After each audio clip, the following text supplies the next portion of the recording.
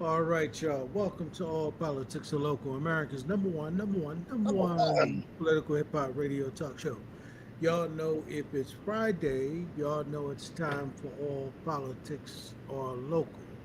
So tonight, of course, y'all know it is the third Friday, so y'all know it's time for the Mayor's Forum. So up first is going to be, of course, our brother, the beloved mayor of our city, Newark, New Jersey, Raz J. Baraka. So we're going to get into a couple of things, within the time frame that we have him once he jumps on. Um, we'll try to do that, and then of course we've got a number of other people that are going to come on and going to follow up with some of the conversation we're going to have with the mayor. So, Zaid, you want to give that rundown? Oh yes, it's going to be loaded.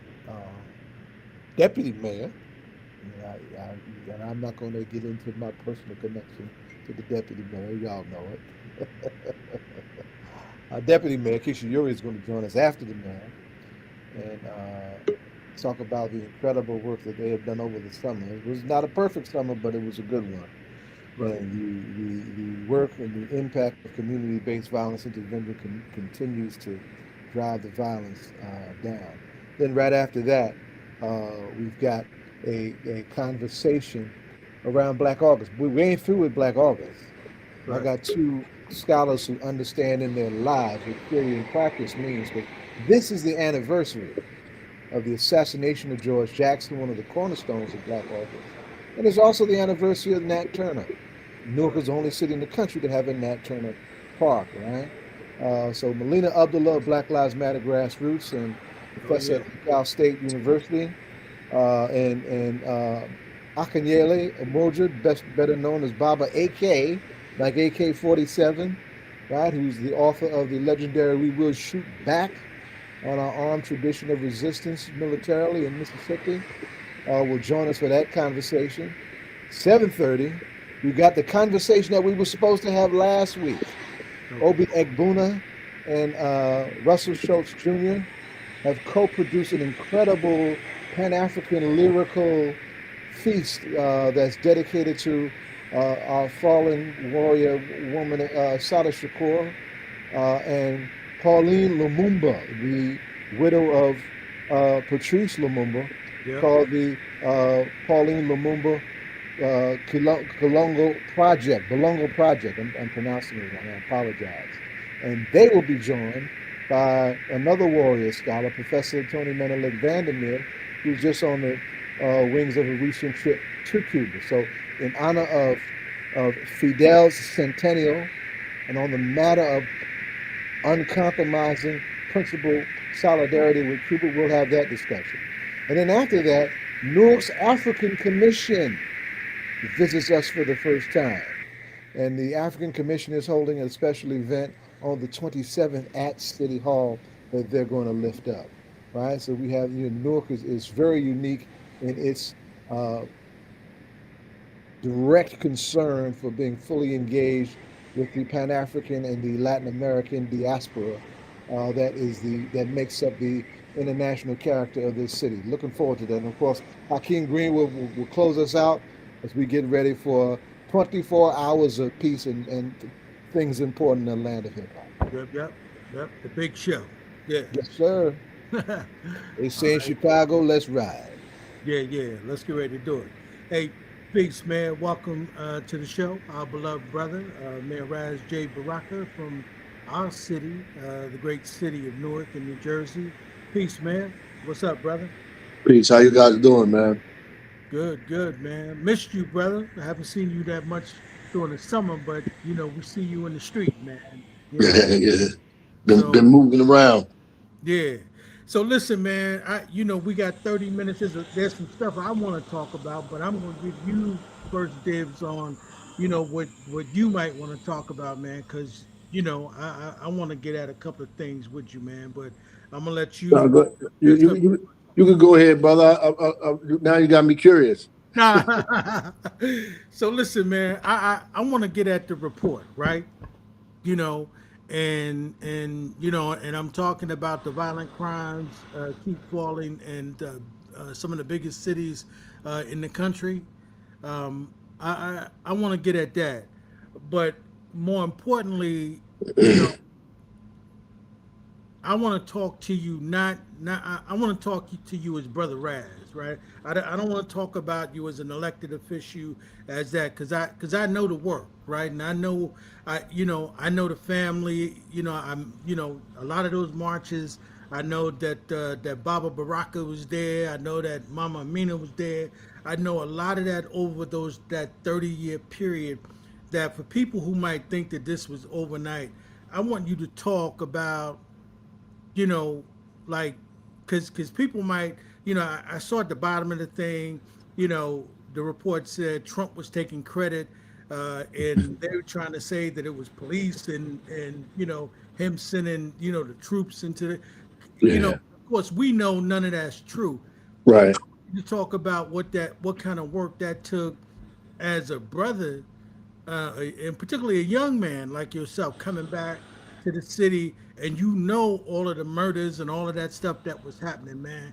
Talk about the work that took, my brother, to get to where we are, man. Yeah, that's a good point. But you know what the real issue is that you haven't heard a peep about this around here if we haven't put it out. Like Mm, not NJ.com, not News 12, not New Jersey Spotlight, not RLS, not Ironbound News. None of these people put out anything because they are bent on this narrative of our city as a struggling black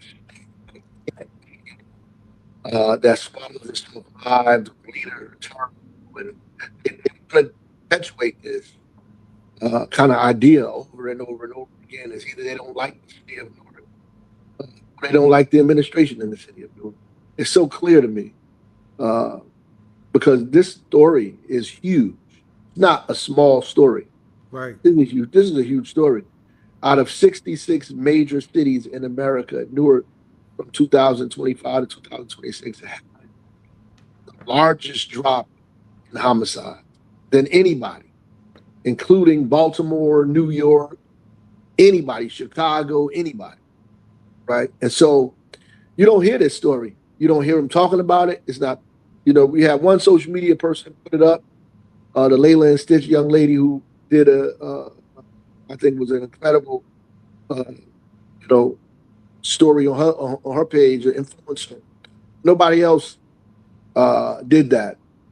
And if they would have, they would be able to dig into what you're saying, uh, the longevity of this and how it began. It had nothing to do with the National Guard or the state police or any of these folks who are now running around taking credit for all of these things that are happening around the country. By the way, not just Newark, happening everywhere. Uh, that is because everybody is talking to one another, right? And everybody is bouncing ideas off each other, visiting each cities, taking the things that work, really committed to reducing violence and crime. Look, when we were in the Newark Anti-Violence Coalition, shutting down the streets, I remember I had a conversation with Dr. Johnson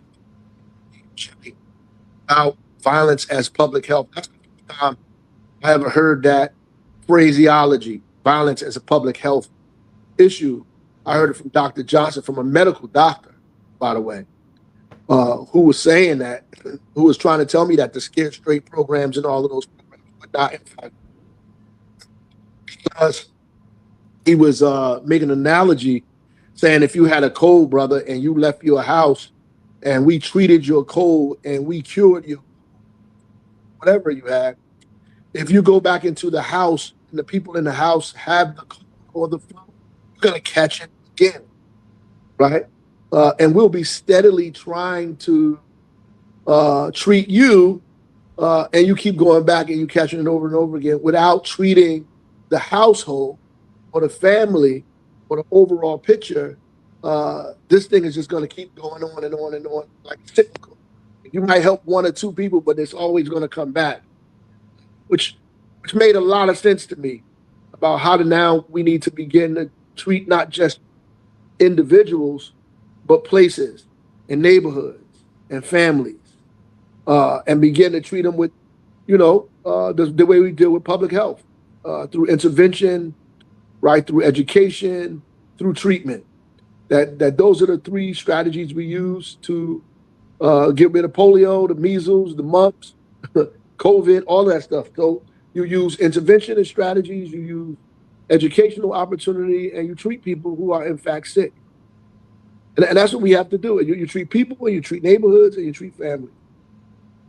That's why we came up with the hot spots. We came up with all the other kind of things that we put together that treated entire neighborhoods. And we know neighborhoods that need to be treated, even without the help of Rutgers, who gave us the data, because these neighborhoods been terrible for decades.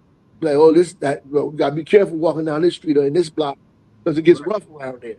Right? We know this. The police know that. Families know that. Kids know that.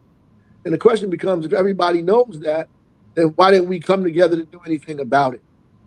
And I think that this change in mindset and view was the beginning of how we began together what we call coordinated intervention strategies to begin to target communities, and target, neighborhoods. And look, we're not at zero, but I think we can get there. And we're not perfect, but we're a lot better than we were. And I think that, like any science and medicine, we're still trying to perfect what it is that we're doing. And I'm gonna tell you this, that everybody who has come here and have adopted what we've done and used it in their own way, put a new face on it, a new cover on it, begin to use it the way they need to use it, have seen not just a reduction in violence, but huge reductions in violence in their community. Right. So you're talking about places like Baltimore, like Birmingham, like Chicago. Right? All these people have been here and us here, right? And because there's something to what we're saying is based in science. The Safer Newark Council told us before, now it's called the Newark Public Safety Collaborative, that 80% of the areas in the city don't even experience real violent crime. Right. That 20% of the city experiences it, but the problem is that 20% of the city experiences almost 100% of the violence. So they feel like they are being this stuff is heaped upon them. Right. And the rest of the city feels the city is violent because of the news. It's just like the story that's out now. Like even like the my brother's keeper is doing the surveys. They did. Young people see the data, the federal data. They show them what's going on. We don't believe it. Like the real data, just don't believe the data is true. Why? But if you're on the internet going back with God's space. Hey, Mayor, we need you to do something. I need you to go out and come back in, because what you're saying is extremely important. And Baruta Kifele just said you're going in and out. So go out and come back in, because we don't want to miss your sound. Man. And we'll pick up on that data research. Zaid, I mean, I remember, man, when it was over 100 murders in the city of Newark, right? More like 125 a year. Yeah. And I remember, man, what it felt like in the city, that no one really felt safe, coming in the city, and it was just terrible press. But I think what's absolutely insane is that the mayor to say that no one is reporting on this. You know what I mean? Because, this is Jersey, and Jersey's in America, right? Jersey is still one of our most racist states, and America is as racist as hell right now. And they need to hold on to those old stigmas that makes them comfortably apart from our community, right? And underneath all that is an assumption that if they are not in control of it, it can't be up to standard. That's right. This is a big, bold, fat, ugly, racist lie, and that's true. Yeah. That's right.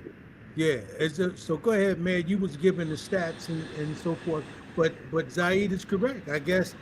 But you said that before. You said that a long time ago, man. I guess if they can't take credit for it, there's no way in hell that a little black boy from Newark could actually come and reduce, 120 murders murders from down 100 in the city of there's no way you could do that, you know. Right. And it's really like science and mathematics, brother, and the fact that we are committed to this and we're serious about it. So you try what you need to try. And we built the ecosystem here, and everybody that comes to the city has benefited from it all over the country. In fact, all of the cities that are in, the top 10, 15 of those cities, the majority of those cities have had interaction with us in Newark, and we've been out there. That's just a fact, right? I mean, that's just like, that's not like something we made up. But what I'm saying is that the young people, after my brother's keeper did the survey, the young people don't believe. They say, "Oh, we don't believe the data. We don't believe those facts," because if they going back and forth on the internet with their friends, Right. They live in that space on the internet, Right. and they listening to RLS and all of these influencer people and these folks that are out here, and News 12 that only shows up when somebody's dead on the street, right? Of course, they're going to believe, just like the Rutgers said that 80% of the city don't experience violent crime, though they feel unsafe, right? And that's the same. Like, these young people feel unsafe because they're in the midst of it, they're in the middle of it, and they need direction from adults to get on and push back against all this stuff that's being perpetuated to them, particularly misinformation and malinformation on social media, and try to get them more involved in the process. Like, we need more youth violence intervention, high-risk interventionist groups. Like, if we had a high intervention group that was led by young people, for example, that they were directly in the work, they could see, that they come to the meetings, that they're part of what's going on, then I think it would be easier for them to grasp what exactly is taking place. Because right now, there's just something they see in a newspaper or something they see from us, well, not the newspaper, from us, putting it out there. So it's difficult for them to believe it. And we have to make it real, speak to it in a language that people understand.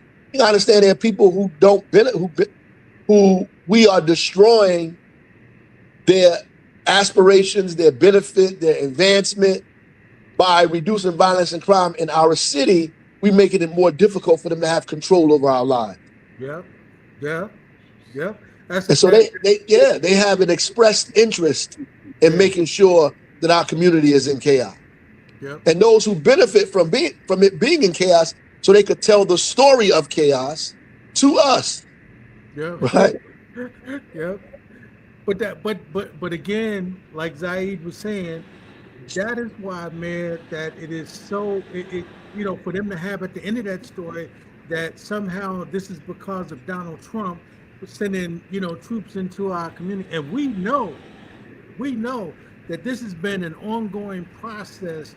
This has been, work that has been going on ever since you were a student at Howard University, coming back and forth into the city, and then starting these organizations. Let's talk a little bit about that, Mayor. These organizations and the work that you've assigned all of these people to do in the city that play an important part in it. Well, like right now, we were at a meeting the other day, and you had a room packed full of multiple organizations and multiple people. One organization begets another one, and we have a huge ecosystem in this city. And I told them, like, there is no room in this city that looks like this. The only room that is probably as robust and is growing is the room that is organizing itself around food insecurity now, and building that up, which I think the outcomes of that they're going to be awesome, just like the violence intervention stuff. The minute we decide to get together and be together, right, and have a principled discussion and debate with one another and use our resources collectively and our brain power collectively to figure out our own circumstance and situation, using the institutions we've built and the institutions that live in our community, we can get ourselves out of almost any hole that we were thrown in, right? And so when I first came back from college, we just extended what we had at Howard, Black Near Force, here in Newark, and began doing work around that, meeting in my daddy's basement for the most part, organizing food and clothing drives, teaching Black history, running for office, doing all of the things really just to engage politically. And that it just lasted, and from there, all these other things and other people have been around and been growing and been a part of that have grown out of that, right? And continue. The terrible thing is that you see people now who, like I was talking to a brother yesterday, he says that he comes to the meetings, he comes to the different things we have, but it makes him a target when he does that. Wow. Yeah, it said it makes him a target, and people treat him like he was like the people from the Democratic machine, certain activists, certain elected officials target him and deny him and speak to him different ways simply because he comes and hangs around. This kind of colonized mentality that we have, because most of these people look like us, this colonized mentality that we have is the direct impediment to our ability to move whatever it is we need to move out of our way. That is 100,000% clear to me, more than anything else. But look, this is nothing new. This is something that we wrestling with for a very long time. That plus trying to get the real united front to be a united front. Yes, we still have to have these struggles, and you have to be committed to those struggles. Look, is it frustrating that nobody talks about what happened in Newark? In Newark, yeah, it's frustrating, especially when I leave the city, leave the state. Like people heap praise upon you. I'm like, oh, Newark is leading the way. I mean, the mayors of all of these cities, the people all over the places. But here in Newark itself, you can't even get the local newspaper, the local rag, to say one thing about what it is that you've accomplished here in the city. Right. Well, remember, and I say good riddance to them, when you were coming into office, they decided to leave Newark. Yeah. That's how much contempt they have, not just for us in this city, but our legacy of struggle. Yeah. On one level, I say good riddance, but on another level, there's some noise that needs to be made in journalist space. That's right. That kind of racism. And something we need to talk about the education front too, because you also are a lead educator in this town, right? Our chalk beats and those kind of spaces where can't say anything positive at all about what's happening on that's positive on the education front. Right. Science High was just blown up. That's for being one of the highest ranking schools in the country. That's right. And shout out to our own Jonathan Austin, one of our master teachers, who's at Science High, right? But from those, Jersey-based, mainstream-oriented corporate elements, right, stuck on white supremacy and white male privilege, we ain't getting that love, even though the numbers are with us. That's right. They just not going to do it. I mean, you said it earlier, though. They just don't believe it. But two, at the end of the day, it dispels all their mythology, and that's really at the crux of it, And they have to feel empowered more than us or above us in some way. This kind of paternalism that exists, so they always have to make us look like we are struggling. We barely can, determine where we are and what's going on. That actually everything is in disarray and chaos. And people perpetuate that because once you hear that narrative over and over and over again, it becomes self-fulfilling to you. And our job is to speak louder than them or with more clarity. And so we do need journalists. We do need digital media. We do need radio shows. We do need podcasts. We need to go do those things that were done before, but in a modern kind of way, because this right here, out organizing them. That's right. We're in a time period, man, that is like Amsterdam News. Our black press that ain't afraid to do that too. I just want to shout them out. Right on. Yeah, well, without question. I mean, but I remember, man, I used to we talked about this before. I used to wake up, you listen Tony Brown's Journal, yes, Like It Is. Yes. I mean, you go on and on and on and on of all of the shows that existed. If you needed some real alternative information, some real news, some historical evidence, some facts. other than the wild stuff that come across social media, you that stuff was helpful. It was helpful to me, helpful to us. And there's some links and pages on social media that try to do that needs to be uplifted as well, because they tell history stories, they tell the news. Yes. And I come across them as well. We just have to like perpetuate that. That's all.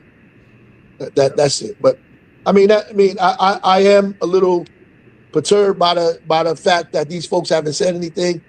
But we got to tell our own stories, man. And the reality is, the Cowboys are going to always win, or the Indians are going to always lose if the Cowboys keep telling the story. Yes, sir. Yep. But again, man, I think that, and this is for the people who were around, right? Because there was a lot of work that was done, to get to this point, and so for people who might think, oh, this was some sort of overnight sensation, like Zaya and I was talking about off the air. I mean, you remember, man, you weren't even elected. And then, of course, when you got on the council, there was over 100 murders almost every year in this city. Yeah. Right? I mean, and I can remember, and I'm sure you can. I can remember at one of the rallies we did in front of City Hall, and somebody was afraid to give the address of somebody who had murdered somebody. I remember you were so upset. You said, well, damn it, give my address. Right.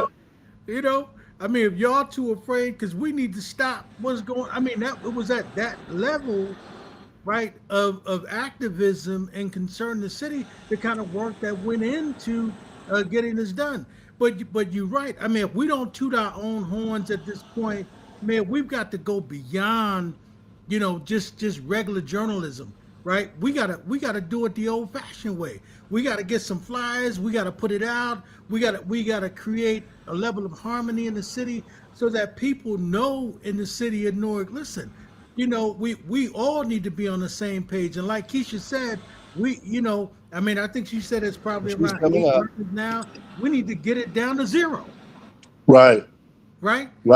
And that is, we can get it down to 0 if we on the same page. And you're right. I mean, other people have come here to the city and they looked at it. But at the end of the day, man, I think that for other people who would look at you, right, and think that at the end of the day that somehow, this is an anomaly. It's not an anomaly, right? Right. There was real work involved, man. Right. Real work. And if it's an anomaly, why is it happening all over the country? Right. Right. Right. Right. Yeah. And underneath that also is this. And this is something that we struggle with, those of us doing this work and who tried to professionalize this work. It's hard, dangerous work, and it's been done with little to no money. Little to no money. In the span of things, large and small, in city and county and federal budgets, what we have done in Newark and other cities, we have not been afforded the resources I would dare say that we have earned to professionalize this work so we can keep these numbers down. Yep. That's right. I mean, without a doubt.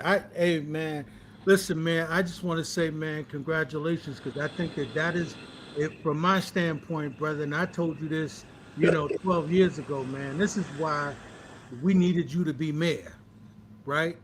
Because we needed somebody who was going to be unapologetic, right, about really knowing what was going on as it related to the people in the street, and that's no different than what you're doing now, man.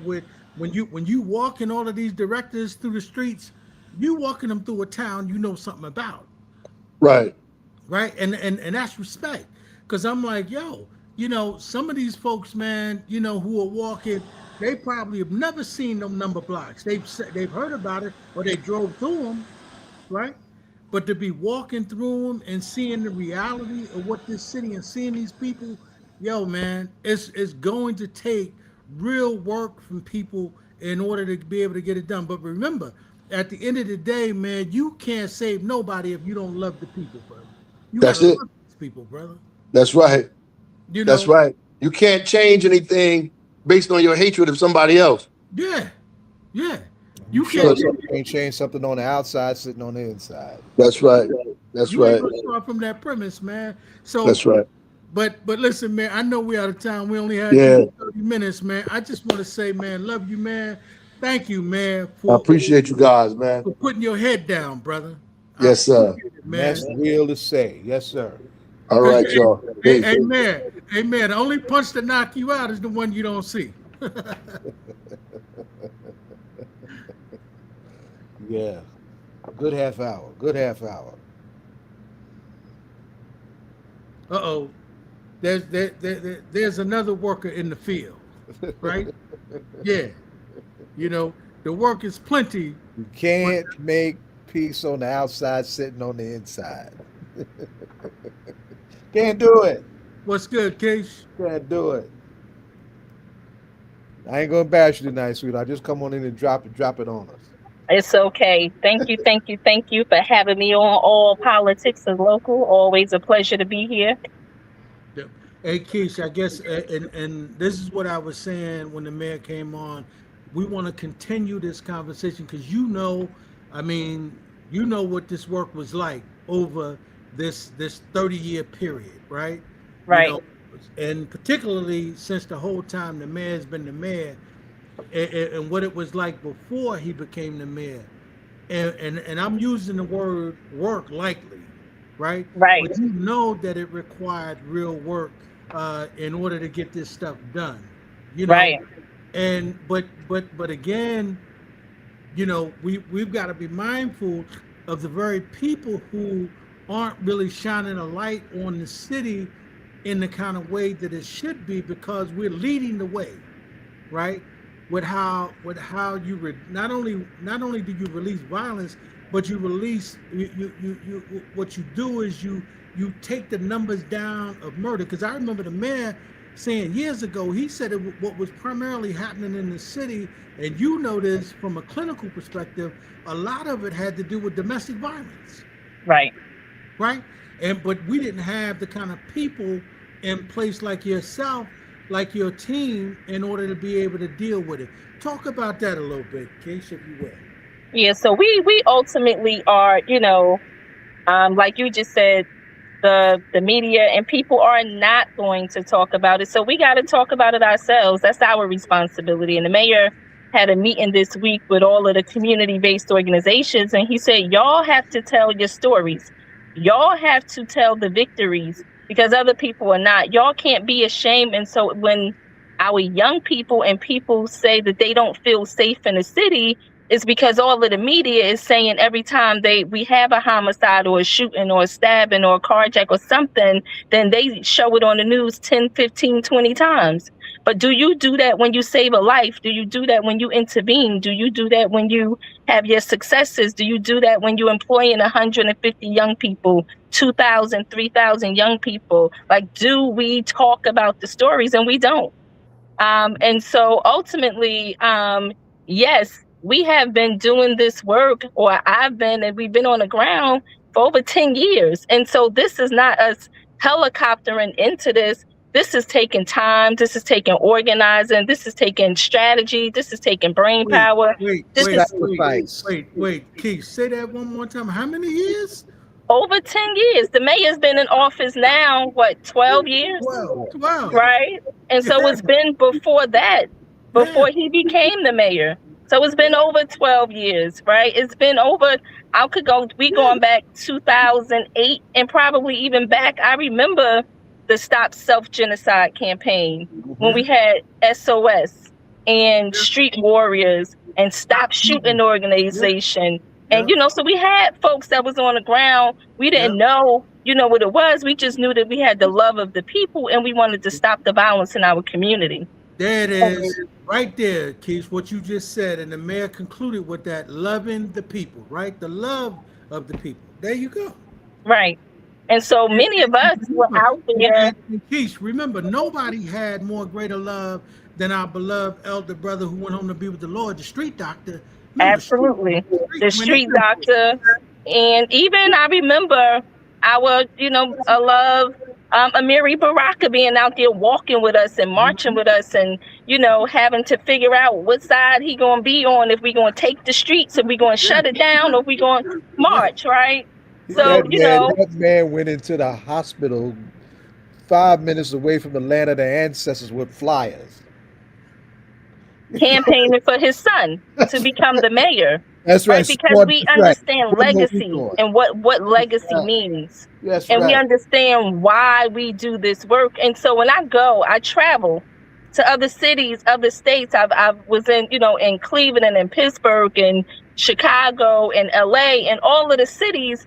And they say, well, how are y'all able to do it? People want to know how, right? And the how is that we invested in community-based organizations, that leadership matters. So the mayor said, we need to work together. We need to collaborate. We need to partner. And so in collaborating and partnership, it ultimately meant that everybody has a lane. And when you stay in your lane and you're doing your lane work, then we can get something done faster. So we have people who are doing youth mentoring work, safe passage work, therapeutic and clinical services, victim services, domestic violence, high-risk intervention work, all the things. So we have about 7 different lanes that we put people in, and there's enough space for everybody to be able to do the work, and for everybody to collaborate and everybody to partner, and doing work from a place that is data informed. Before we didn't have the data, before we didn't have the information, and now we have access to. We got access, right? Last study was done from law enforcement circles. Correct. And they can't say that we lying about the figures or we making stuff up. Right. And law enforcement had all of the data. They had all of the access. They had all of the authority and all of the power. But we ultimately know that law enforcement comes after things happen. Right. Their job is to enforce the law. The community's job is to be there before things happen, when things are happening, after things are happening. And we are the people who police our own communities, who police our own youth, our own children, our own families. So when we, took to the streets and we had Newark Anti-Violence Coalition, and we were, working to bring this thing together, we had demands. So we wasn't just out there screaming and yelling about nothing. Yeah. We had demands about wanting an active voice in police, in public safety, wanting to know and be able to choose who our public safety person is. We wanted employment for Newarkers. We wanted the Amistad taught in the schools. We wanted the Bloods and the Crips to put their guns down. We wanted violence declared a public health issue. And so these were clear demands that we had, and we were able to get them met. And so it takes organizing. It takes people who have skills, who have relationships, who has the know-how. And it took us 155 weeks, rain, sleet, snow. And I'm going to bargain to say it was even more than that. That's just what we counted. Right. But it took people who were committed, the sacrifice. People went to jail. People went to jail for this work and were arrested because people didn't believe in the way that we were organizing. They didn't agree with the organizing strategy. Tell it. Yep. And didn't have one. People literally got locked up. That's right. People literally got locked up and went to jail. And so we understood when we saw the Brick City documentary, what was happening in terms of seeing police and community face-to-face clashing. And so this took over 12, 14, 15 years for us to get here. And so again, when people say, oh, they're lying, I saw the comments, oh, they're lying, they're not counting the numbers, it's not safer, this is crazy. I was there when we had over 110 homicides because I was responding to the homicides, the Donna Jacksons, like you said, the street doctors, the Cassandras, all of us, we was out there running to the hospital, going to the crime scenes, we were being first responders and firefighters, and we didn't even know that's what we were doing. That's right. Right? We was putting out fires. We was trying to stop retaliations. Right. We was working with SOS in the gang community. Right? We had a strategy. We just didn't have it formalized. We didn't have the infrastructure. We didn't professionalize it. But over the years, we've been able to do that. And when the mayor came in, he ultimately had a strategy to be able to say, we need to professionalize this. That's right. We're going to have a public safety strategy, but not just with law enforcement, but with a community-based side. And so Community that's how we've been able to do this. And year over year, you've been able to see numbers go down because law enforcement, government, and community are working side by side to be able to do what each of them have a responsibility to do. And when everybody stays in their lane, we're able to get so much more done. And so I remember 2 years ago, 3 years ago, in the month of May, we had 12 homicides in the month of May. Yeah. And the mayor said, we got to do something about this immediately. And so he said, we need a summer strategy. And so he said, we would start in summer programming after the 4th of July. He said, these kids checked out already in May. They not going to school no more in June. Y'all programming in July. Y'all behind the 8 ball. Right? And so he said, we got to start programming in May and in April. And so with us starting earlier, with us going and getting the young people and the people that we know who are committing the crime and violence, having a focused deterrent strategy, we go after the people who we know are doing it. We go and offer them resources. We go and see what it is that they need. And we go and ask them the questions directly. Why are you committing crime? Why are you allegedly shooting people, stabbing people, carjacking? What is it that you need? What is it that we can do to help you? Right. And so we got social workers in all of the police departments. We have outreach workers in all over the city. We have victim advocates. We have people because we understand that these was quality of life issues. It had nothing to do with anything else. Quality of life. Most of the calls that come into 911 are quality of life calls, not real crisis and emergencies. But we understood that community can respond to these incidents. We know how to respond to mental health incidents because some of us have licenses and degrees. We know how to respond to shootings, to de-escalate and mediate. We know how to do domestic violence work. And we ultimately saw when we had 48 homicides a couple years ago, 50% of those homicides was domestic violence related. And we said, oh, we need a new strategy because once again, we are behind the 8 ball. And we saw that domestic violence rose during COVID, but we did nothing about it because all we were so concerned about was our shootings.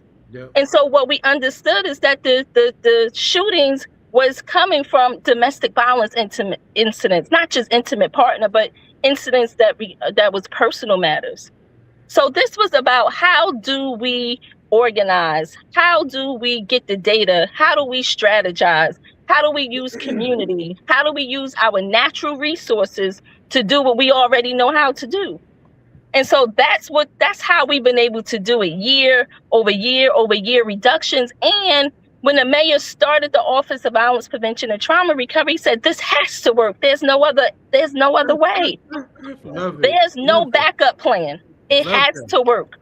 And so we understood that because we were being looked at nationally already because the mayor was reallocating 5% of the police department's budget, that it was already a problem.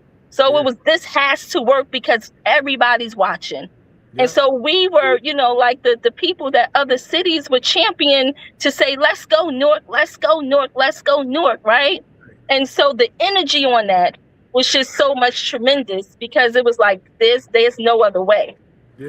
And so we worked hard to be able to be in community, to be able to resolve incidents, to be able to work with the people in the community, to be able to go after the ones that we know were committing the crime and violence, to be able to give them resources, to be able to help them. Like, this is the how we do that. We giving them counseling, therapy, food, clothing, shelter, transportation, like everything we can possibly do so that they can be successful. That's right. And so this gives law enforcement less work to do if we're doing all of these things. And so the issue with law enforcement ultimately in the beginning, when we knew that they didn't necessarily want the Office of Violence Prevention and people didn't understand what we do, people still don't know what we do. But we are transforming lives and changing lives. We show up when nobody else wants to. We're there when nobody else is there. And so that is like ultimately, the strategy in terms of being able to save lives. Hold on one second. Hold on. Yeah. See, this is in real time. You see this? This is in real time. She getting the call. Yeah. Right? She getting the call. And she's taking it. She ain't Yeah. saying I'm on the air, please wait or please. She's taking that call. Right? That's how we do that. But Right? you I'm know back. what it is. Yeah. I'm sorry. Yes, that is real time. Hello, I need you to turn that down, please. I'm on a call, but beyond that, you are disturbing the peace. You are disturbing the peace, sir. We are on a call. You should be gone. But those are relationships. That's what it's about. Yeah. It's about being able to have relationships in the community to be able to do that kind of work, to be able to get things done, and to be able to intervene in a way that helps our young people, our community, that restores hope and trust back into community, because we know that the trust, was lost, right? To be able to train and have training, to be able to have resources. So ultimately, it was about equity. Law enforcement has a lot of resources, but community side needs some of the resources too. We got to share. Yes. We got to share some of these resources. We have can't done allow with this much resources. that. Is true. It has to be more equity in it. And so we are working hard to be able to change policies, to be able to change legislation, to be able to change the culture, right? Because this required a culture shift. People didn't understand why we were doing this, what we were doing. And so when they able to call somebody and somebody shows up to be able to do something in real time, then now they understand that this is what we are supposed to be doing. And so to go from 110 homicides in the city of Newark to currently we have 8, right? And 8 is too many, right? And we don't want to glorify the numbers, but I know when we had 110. So I'm arguing with folks right now, like, yeah, you can't tell me, right, that things are not better, right? Because I know where we come from, because I had family and friends who were part of those numbers. Right. We've had all family and friends that I had to respond to that was shot and killed in the city senselessly. Senseless violence, senseless violence where we have bystanders. That's right. And so that's what we're talking about here, but not just crime data. We're talking about trauma and how we're doing healing work, right? And so on the other side of that, we are healing communities, we're healing people, we're giving them resources, we're giving them hope. You got to be able to put something back in. And so that's the goal. The goal is the education, the employment, the mental health, the support. All of the things matter. And so we know that everyone has a lane, and that's not law enforcement's lane. Law enforcement is not trained to do victim services and support services and all of the things. And so last year we had 3,100 referrals from the police into the Office of Violence Prevention. Wow. Say that number again. Wow. 3,100. Wow. So 3,000 referrals came from the police to the Office of Violence Prevention, the Brick City Peace Collective, which entails our entire ecosystem of organizations that are doing work every day. And so when they're referring those things to us, and 3,000 people, those are 3,000 lives that we saved. Those are 3,000 less people who are harmed or in jail or dead. Yeah. And so it took a long time for them just get to the point where it was all right for them to make those referrals. Correct. And so that's game changing. That's where the game changer happens, where you can say the police are referring people to resources to get help versus incarcerating them, versus, shooting and killing them, versus all of those things. And so it's not just about law enforcement. This is about all of first responder work, with our EMS working together, our fire department working together, and seeing us as first responders too. And so this is transformative, where we're working with our local partners. We have a state office of violence prevention.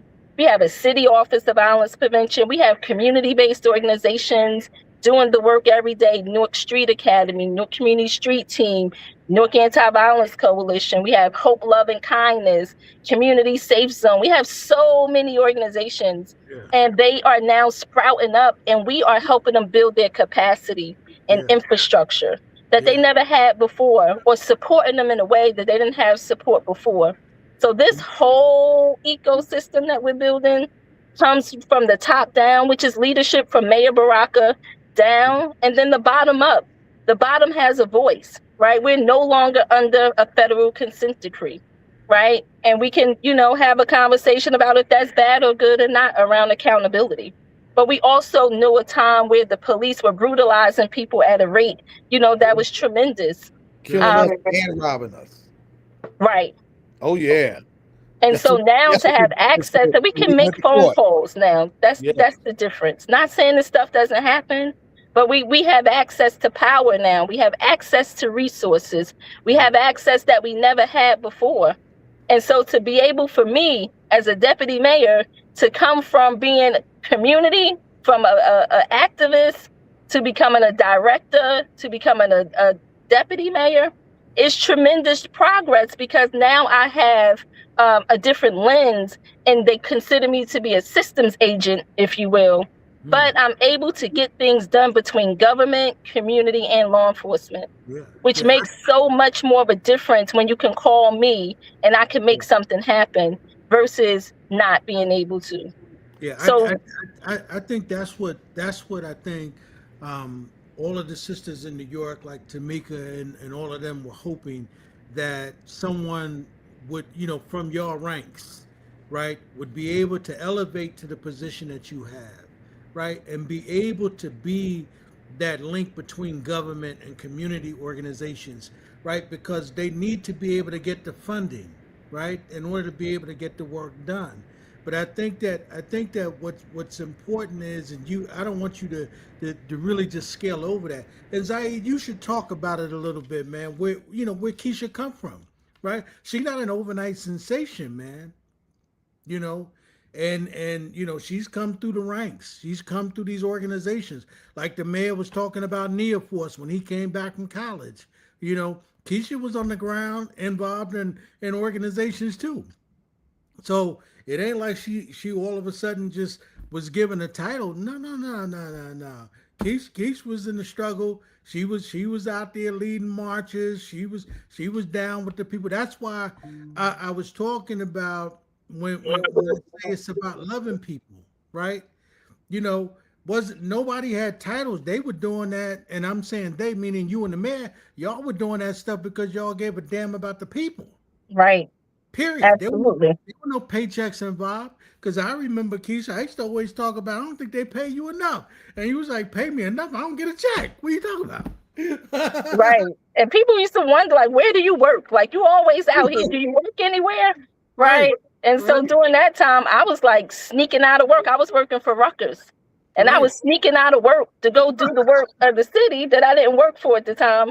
And then I said, Mayor, I can't keep sneaking out of work. You got to make a position for me or something. And so then I began working. I started out with the city of Newark working at the health department as a social worker in the health department and building the violence prevention work for the city as violence being a public health issue. Right. And so, that's where, the groundwork. And Keith, that's what he just talked about. Violence being a public health emergency. Yes. Because he talked about it before you came on when he first heard that term, Right. And this is real talk, as it relates to, you haven't been able to elevate because all of the sisters you run with, right? And how hard they all have worked.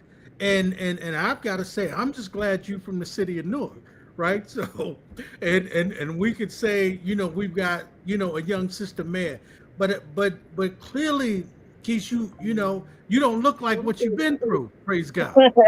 Absolutely, and I certainly appreciate that, and that comes from having support.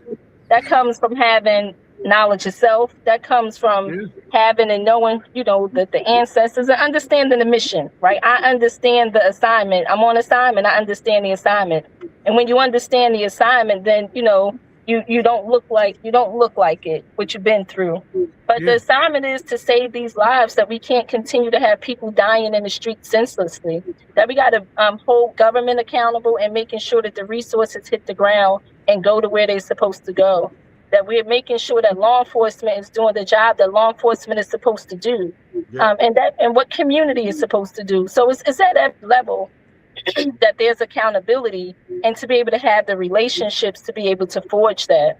And so seeing other people in cities, I see my good sister, Dr. Lisa from Patterson Healing Collective is on somewhere, and she's doing great work in Patterson, and she's been, fighting to do the work over there and be everything, right? And then we had Jersey City, the Jersey City Anti-Violence Coalition movement, and then we had the Trenton Restorative Street Team, trying to figure that out. Trenton Restorative Street Team, Trenton Community Street Team, so Atlantic City. So throughout the state, people are working and trying to do this work. And all of the dynamics are different. The politics are different. And when we talk about all politics are local, we really mean that all politics are local. If you are not into politics in your local areas, anything else is going to be hard for you to understand. And so we're really trying to politicize folks and letting them understand that the politics matters, because that's where you get your resources from ultimately. And if you don't know how to access resources and don't have the relationships, you're going to have a tough time. And so to see, again, us have a federal and a national office of violence prevention, and for that to go away overnight, and for the funding to be cut overnight, was detrimental to a lot of cities and to a lot of people who were dependent on federal funding. And so the federal funding, played a major part in people being able to, the workforce. This workforce is people who have backgrounds, right? People who are just as impacted, right? And so all of those things, it's a cyclical effect when we allow resources to be cut, when we don't advocate, and when we don't understand what's happening. And so I would say for us now to be number one, right, out of 66 other cities, major cities in the country, to have the most, reduction in homicides.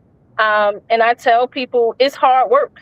Every day you get phone calls. Every day the community needs you. Every day there's shooting, stabbings, robberies, carjackings.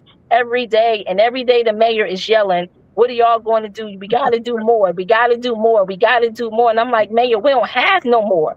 And he's like, yes, we do. Right? Yes, we do. And so he's constantly pushing. He's constantly being on the crucifixion, right? He's constantly being crucified. And when you work for government and being a public servant, then a lot of times we are doing the impossible work, right? For some people who are ungrateful. But we still have to do the work no matter what, for those who are grateful and those who are not, to make our cities better. And so we know we have issues around homelessness. We have issues around drug overdoses that need some attention. We have issues around this high rent and housing, healthcare, right? So all of the issues. And so we are trying the best that we can with what we have to be able to help the residents in the city of Newark, but beyond Newark, because people are watching, that we are looking to be able to help other cities be innovative and creative, because people always say, well, what are y'all doing and how are y'all doing it? And the mayor allows us to be creative and figure it out. And so I think that that's one of the things that I'm proud of, is that we were able to, do some things that other cities were not able to do.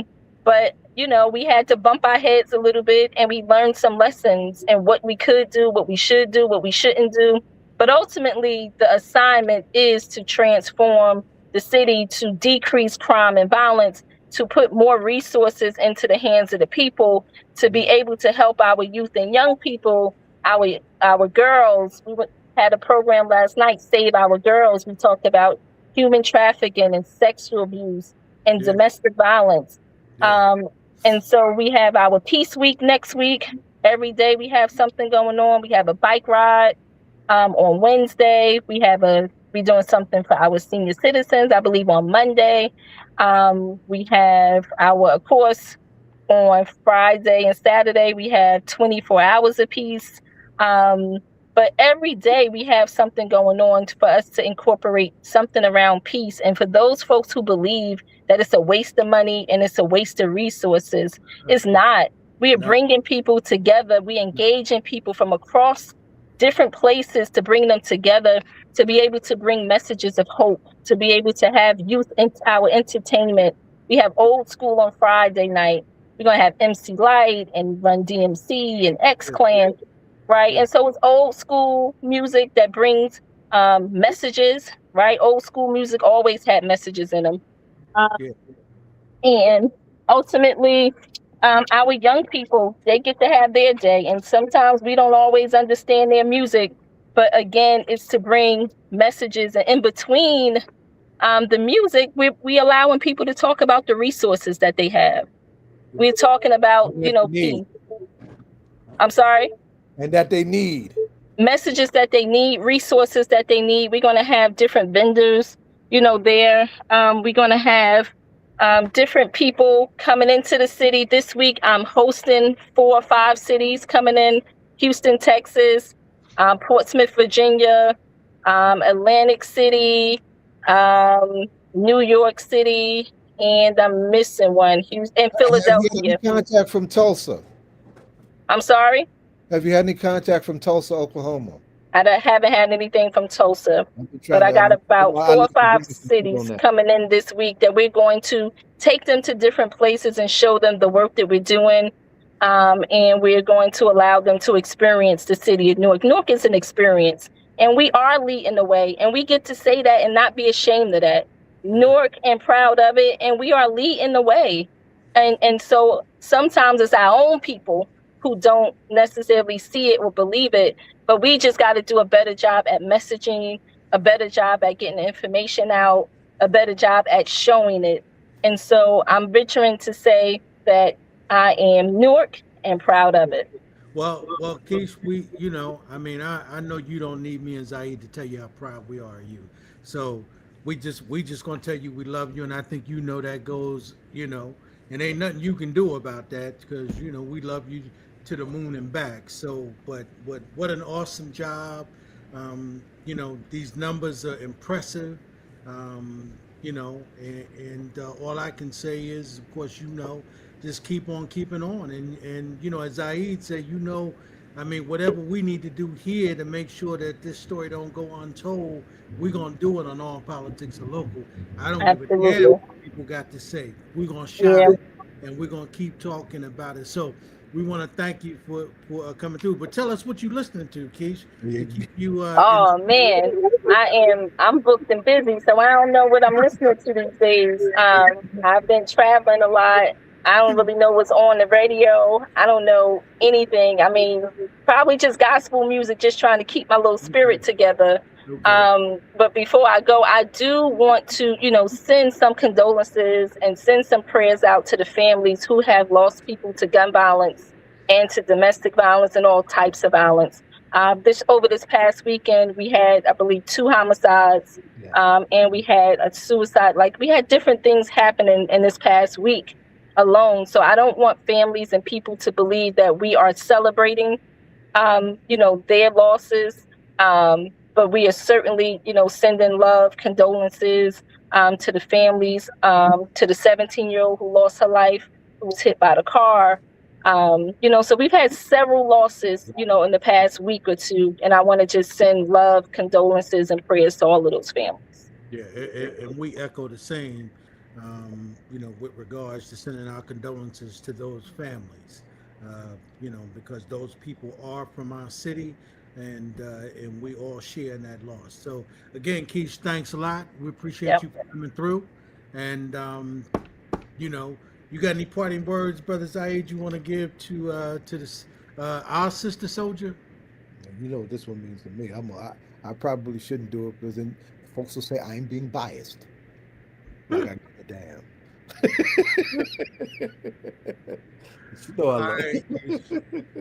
Okay, thank you so much for always having me. All Politics Are Local, and thank you for always bringing Newark to the forefront and talking about the great things that we do and how we can change and always do better politics. Yes, ma'am. Love you. Love you more. All right. All right, Zaid, I think we got some of your people in the background. This is Black August. It's time to take out the guns now. Yeah. Peace in one hand and war in the other, because this is what we got to do, right? Today is the anniversary of the assassination of George Jackson, one of the Black August cornerstone historical moments.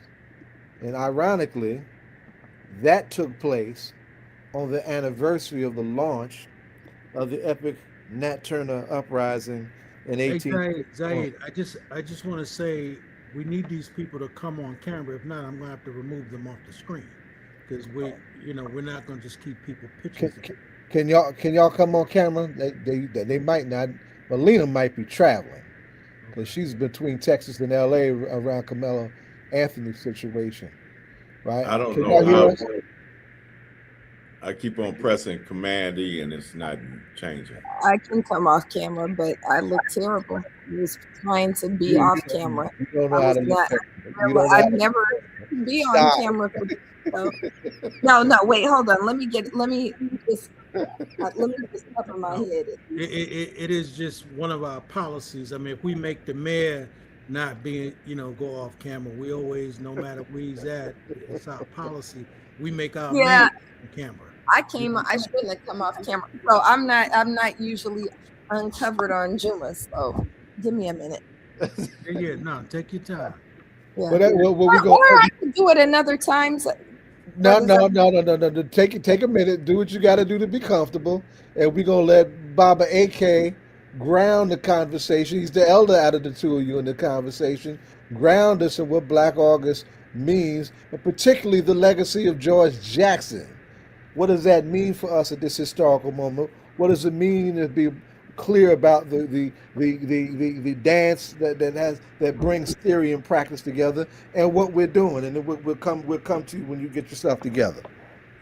And I'm trying to press. It says press Command E. I'm pressing it, but nothing's happening for me. I think Melina got me like this last time too.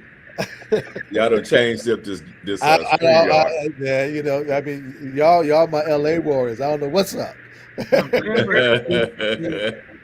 camera is just a camber button, my brother, down at the bottom. That just Okay, I'm pressing it. All you It gotta says do is- press Command E. Yeah.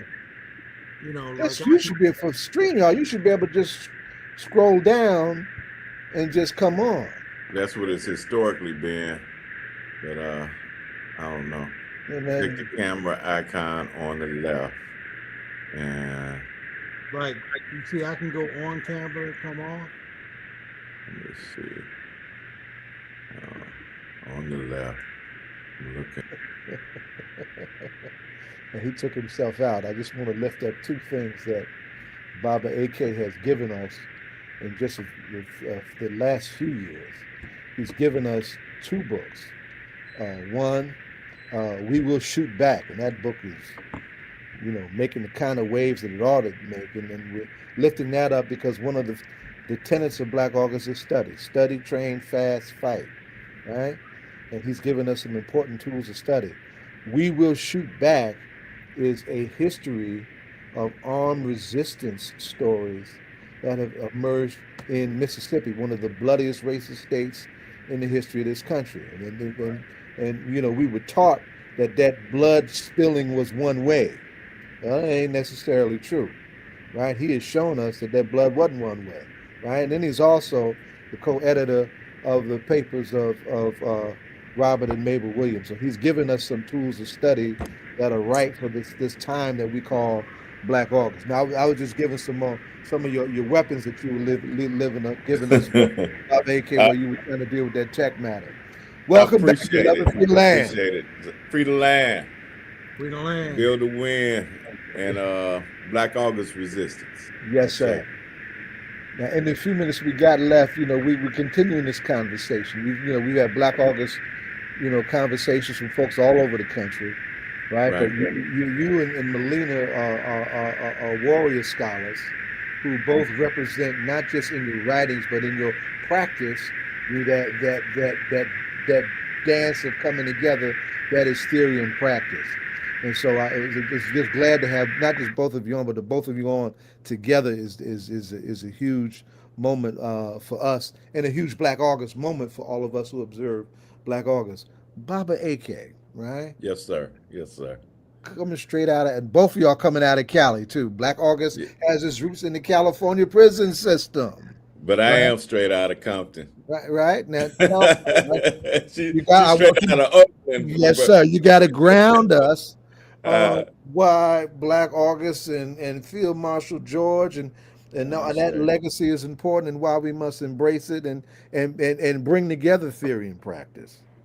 Man, I think when we talk about the resistance of our people, Black August is certainly a high period of our resistance and a important chapter.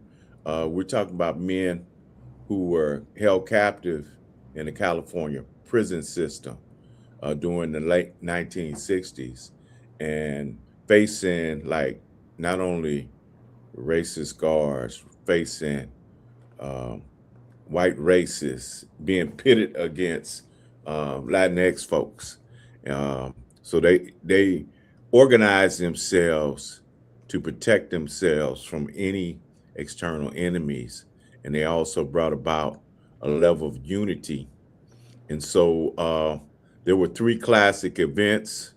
I remember one when I think I was in the going to the 11th grade, and this brother Jonathan Jackson, who was like a year older than me, his brother George Jackson, who you mentioned, was one of the premier uh, leaders of our people on the inside. In fact, he was a field marshal for the Black Panther Party while he was Yes, sir. incarcerated, Yes, meaning sir. he's a military leader and That's right. commander of the Black Panther Party.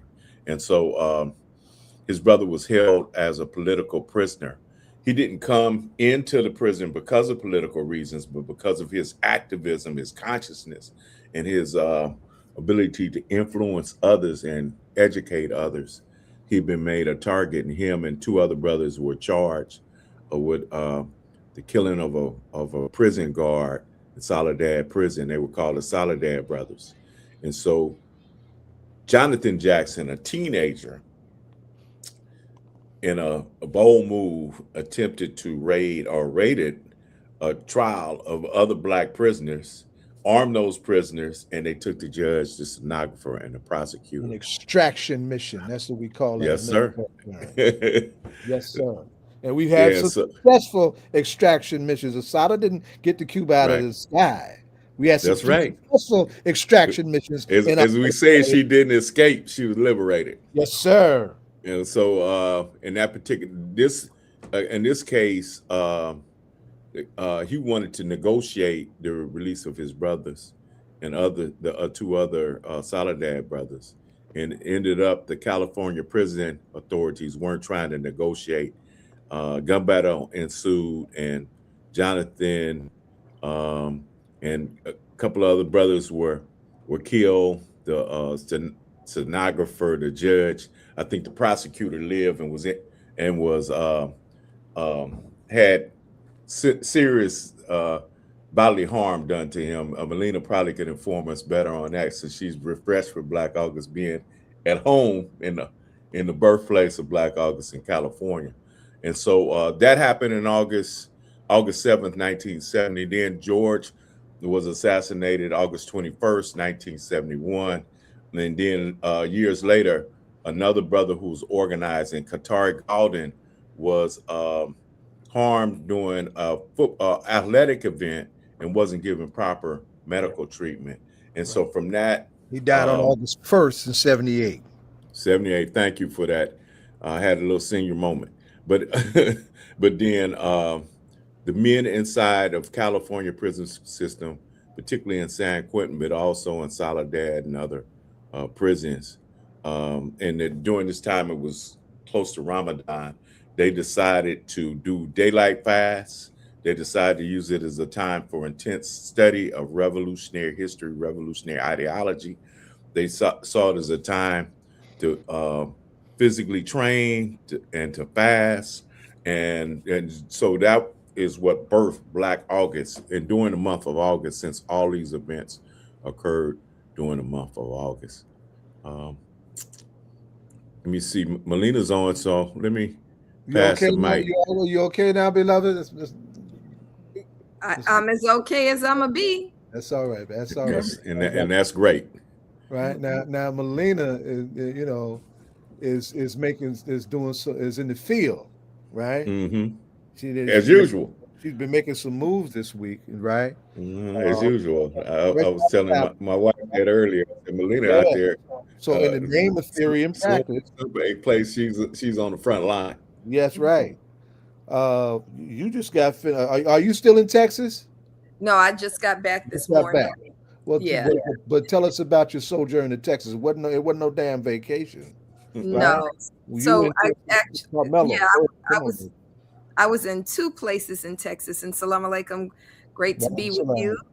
Right. Good to see you, Baba AK. Great to see you always, Melina. Yeah. So I was in 2 places in Texas. First, I was in Lubbock, Texas on August 19th, which, as we're thinking about the significance of dates, it's not beyond me that August 19th should have been the 19th birthday of Nolan Wells. It also should have been the 22nd birthday of Erskine Jenkins, who was Nolan Wells before we knew Nolan Wells. So 2 years ago, Erskine Jenkins, a student at Texas Tech, was at a Friendsgiving filled with no Black people and force-fed alcohol, and somehow Lubbock County sheriffs came out and shot Erskine dead through the window.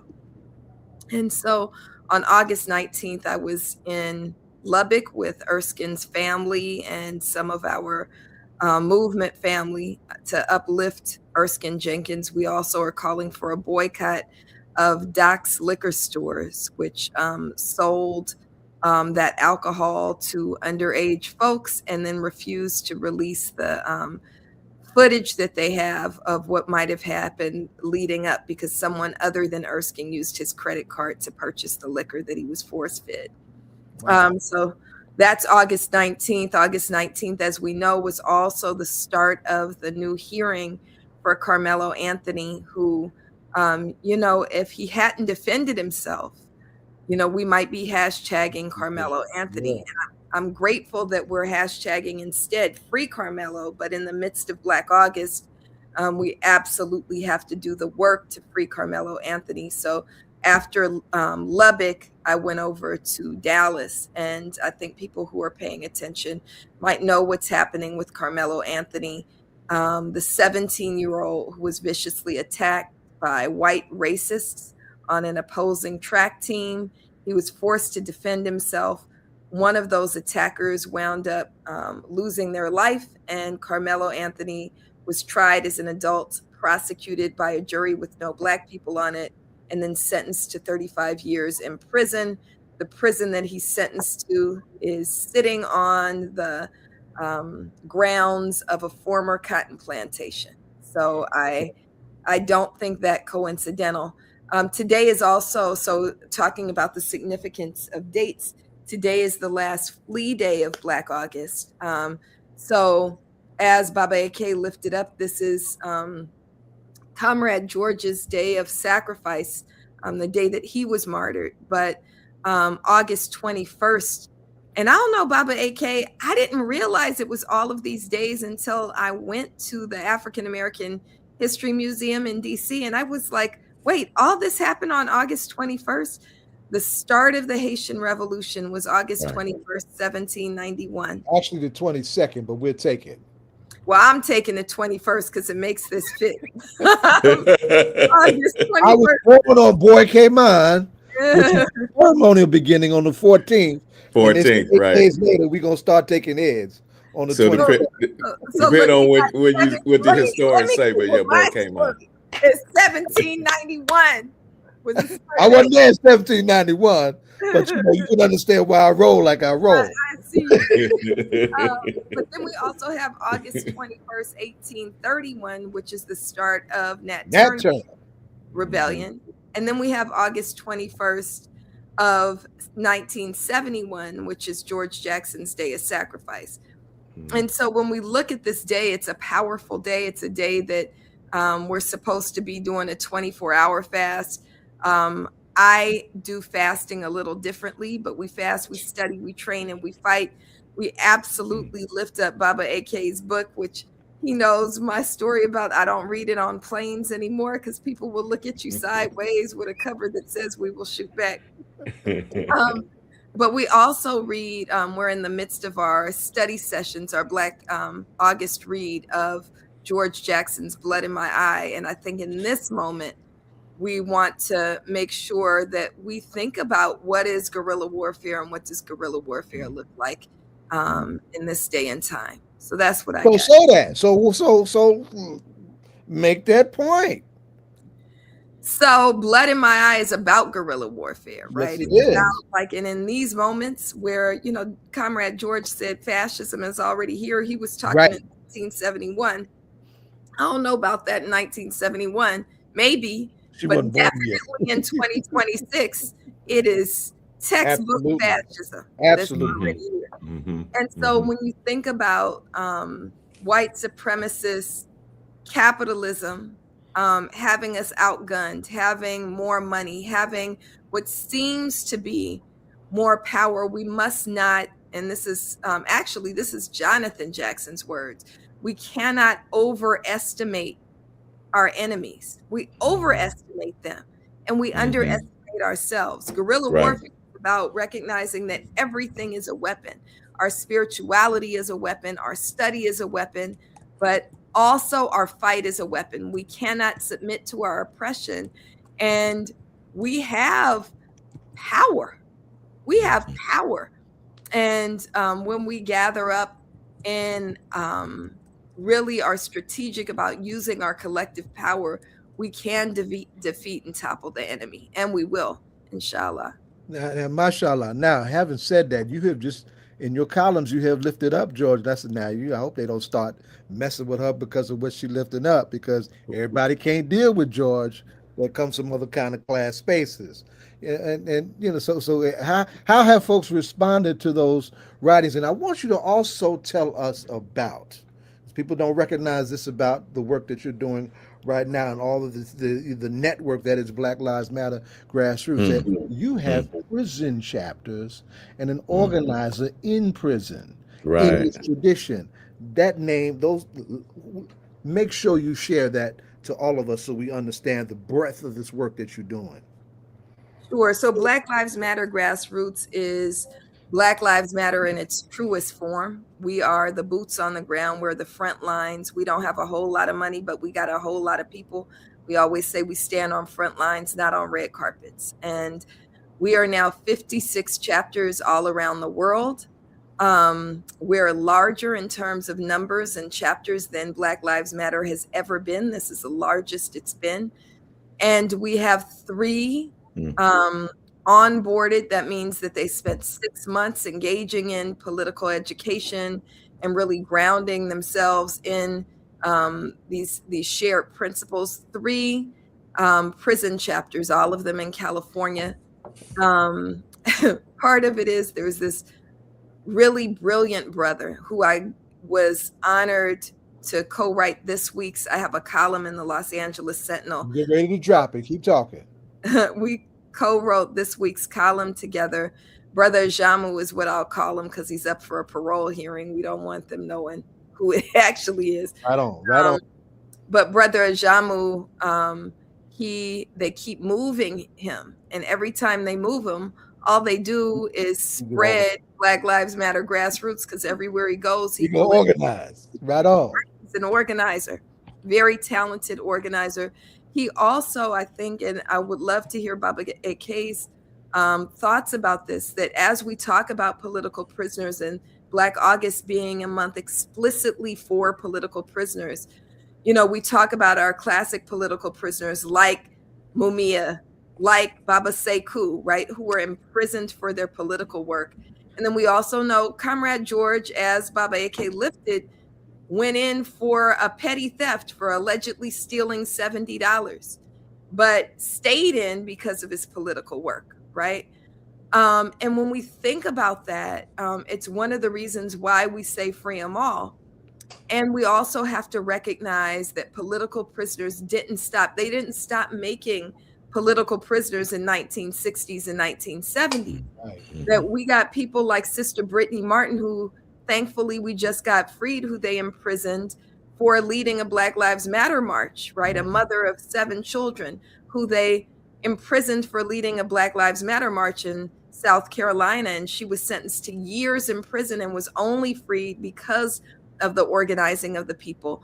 But when we think about people like Brother Ajamu, who went in when he was 16 years old, even if they did what they said he did, he's now 54 years old in October.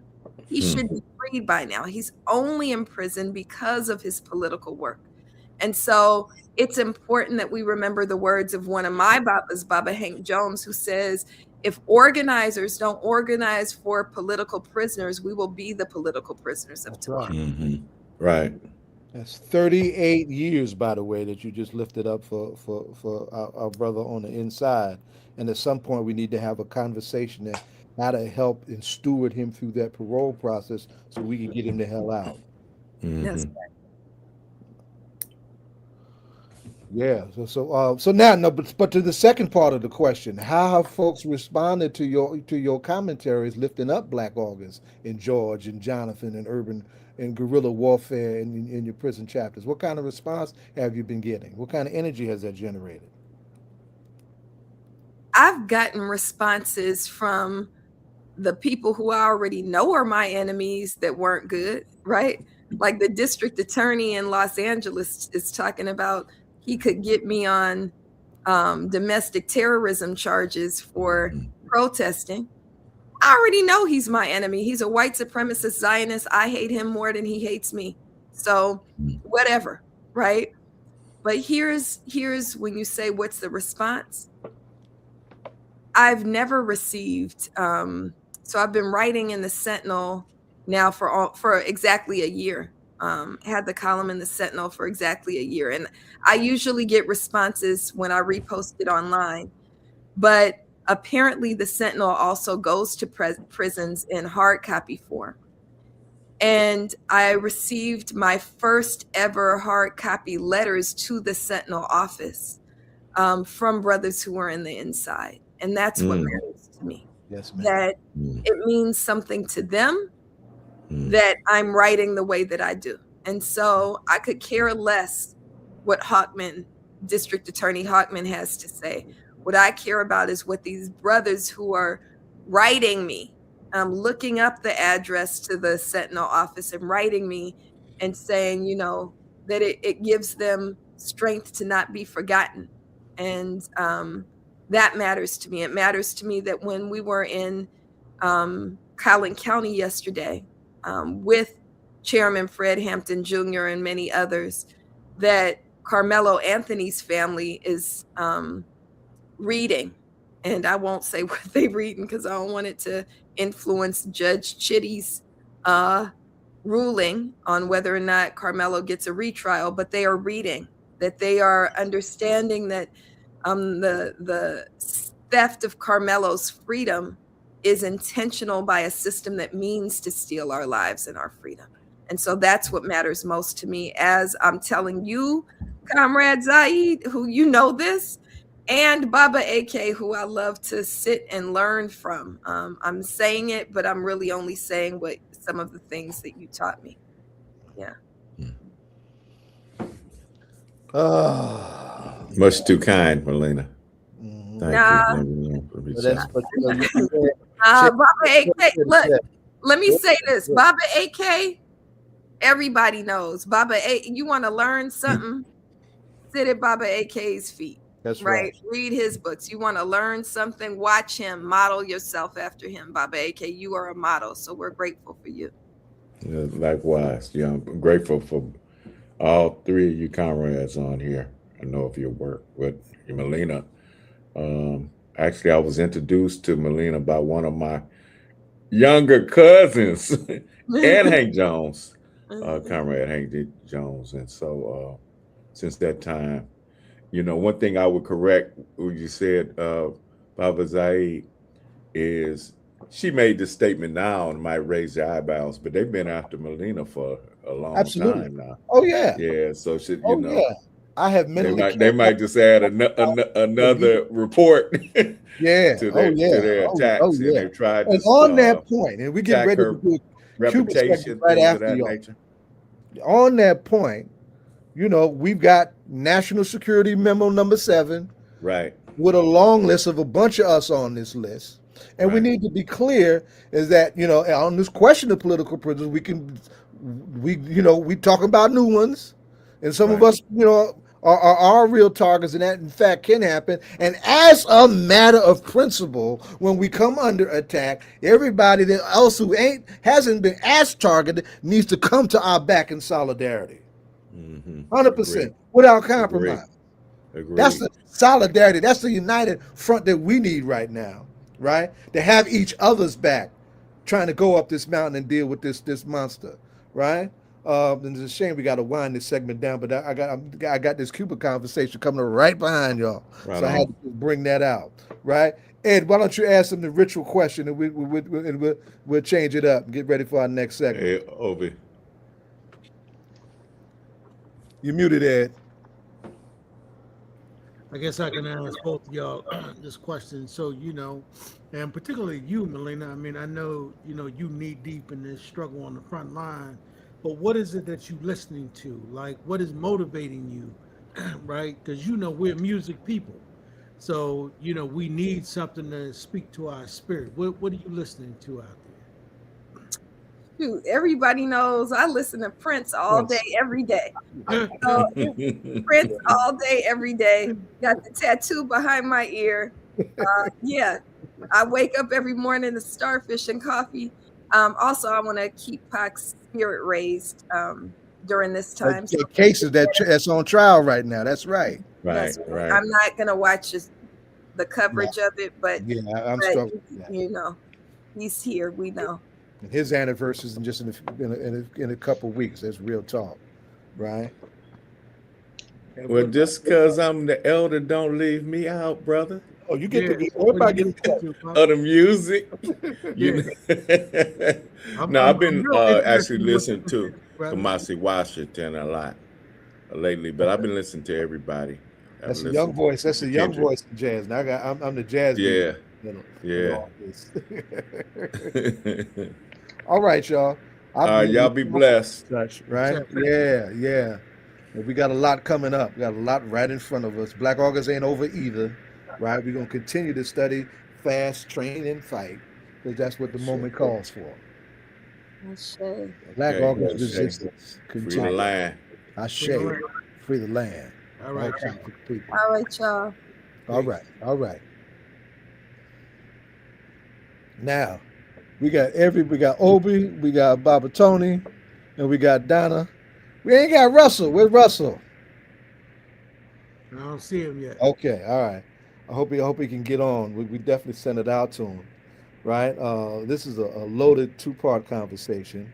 In the middle of Black August is the centennial birth anniversary of none other than Fidel Castro Ruz, right? The revolutionary leader of the forever cherished Cuban Revolution, and the international icon of socialist solidarity and principle. We say long live Fidel. And in this 2-part conversation, I got Baba Tony Menelik Van Der Meer, who my last trip to Cuba was with my Baba right here. And he has been there recently and at a time when solidarity in very direct forms really matters. And Obi is back, right? Obi and Russell put together an incredible Pan-African lyrical dance called the Assata Shakur Patrice Lumumba Balongo Project. 2 volumes of Pan-African cultural solidarity from all over the African world that is fire. Right? So we want to get into some of both of that. And Russell has just joined us, right?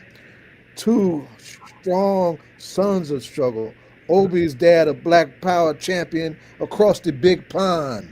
And Russell, his dad is a Black August dad, whose birthday is August 23rd, is none other than Implacable Maroon. And I was just lifting y'all up, Russell, in terms of the project as you were getting on. But let me start with the elder, right? Because he's had his eyes are the most recent direct eyes on what we have to be clear about on what's happening in Cuba, and we'll bring y'all in about the project, right? Baba Tony, what's happening on the island, and why is our solidarity so critical at this moment? And then let me reframe the question in this way. Coming out of Assata's memorial, a lot of us took to heart and made a point to make sure that we are building on the energy of Assata's memorial to make sure that black solidarity with Cuba is paramount in our community, and that the lifting up of our freedom fighters, and of course, Kamal Siddiqui, the father of Assata's only child, is also amplified. So in that spirit, I ask you that same question. Well, thank you, Brother Zaid, and greetings to our other brothers. You know, it's important. At the memorial service at Riverside, Lennox Hines made a rousing presentation, saying that in order to go through Cuba, they got to go through us. And so many young people responded to that call. And it's an important call. But what it speaks to is that we have to intensify our level of solidarity with Cuba. It means that we have to organize more broadly in the Black community, because we can't allow those folks in Florida to hold American political policy hostage. So Cuba is in dire straits. It's a very bad situation. It's a genocidal situation.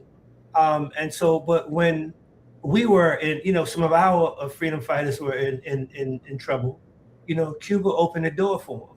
So we can't, forget about the role that Cuba has played for us in particular.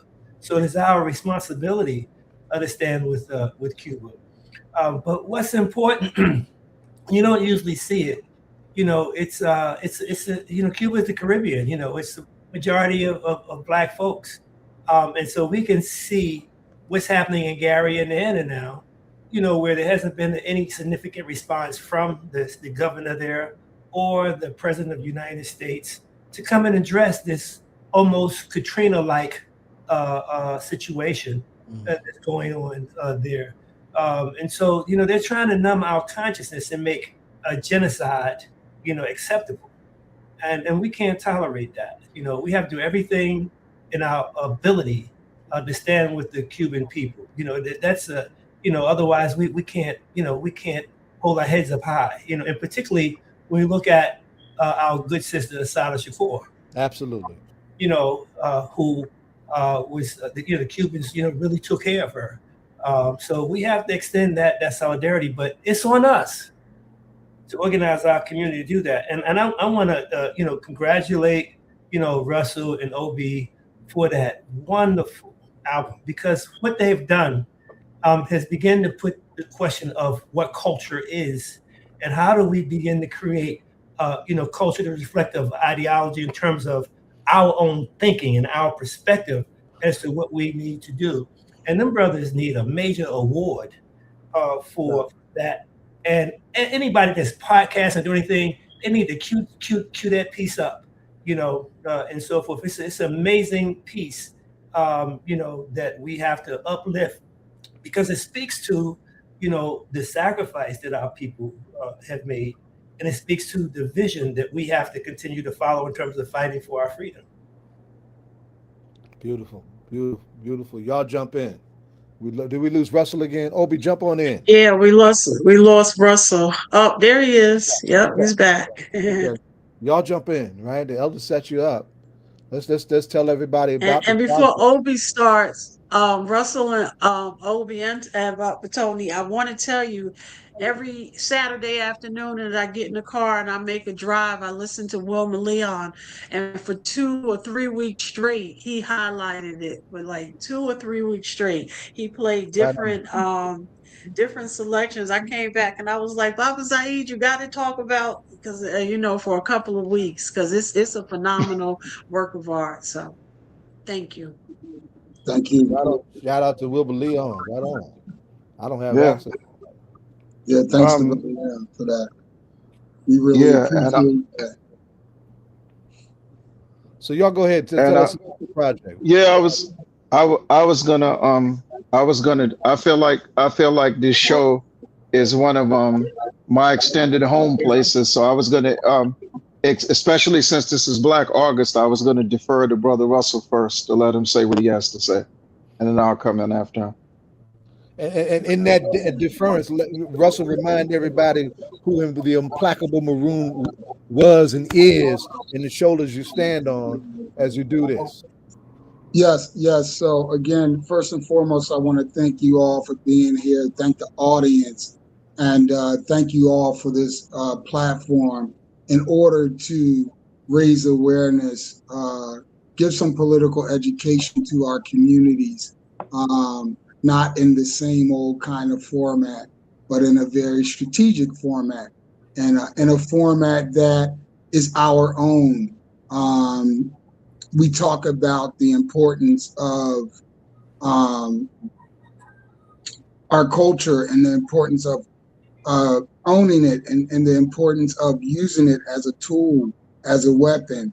And more importantly about this project than I can say about anything is that it is once again an attempt by myself and Obi to model what it looks like to use a project, use yourself, use your network and connections to do 4 to 5 different things in one project. And so we're in a time where we can't just do an album. Right. That's just not, that just is not enough these days. We have to do an album that brings solidarity. We have to do an album that is a political educational tool. We have to do an album that is intergenerational, that deals with our youth and it includes them in the album, and deals with our elders and everyone in between. We have to do an album that covers our culture, musically, sonically, artistic wise on the cover, spiritually.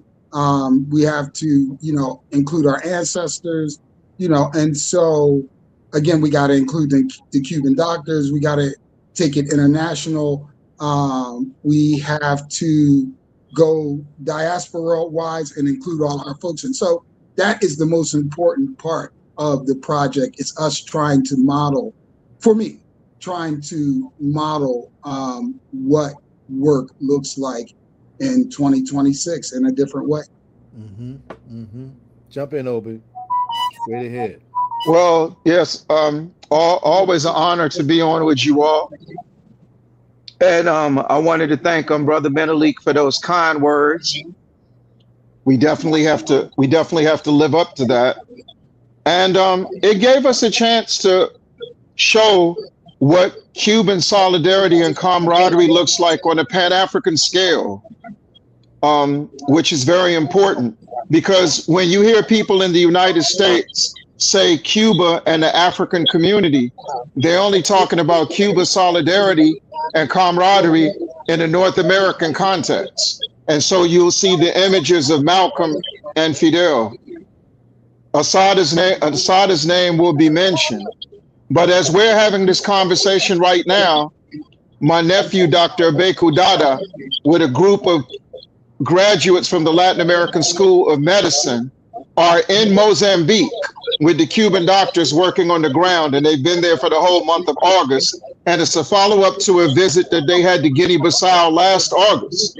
And if people know Cuban solidarity, you know that when Samora Marshall's plane dropped out of the sky on October 19th, 1986, his life wasn't claimed, but his 2 personal physicians were Cuban doctors. And those 2 Cuban doctors are looked at as national heroes in the eyes of the Mozambican people. So when you look at this album, that's what we wanted to show. So for the people in Mozambique, they have a connection to Cuba because when we look at Southern Africa, we reduce it to Fidel and Nelson Mandela, or Cuba fighting in Angola. But I'm the external relations officer of the Zimbabwe-Cuba Friendship Association. From 1986 to 1996, 3,000 Zimbabwean teachers went to the Isle of Youth in Cuba for training. And they are the backbone in Zimbabwe's educational system, where there's a 97% literacy rate.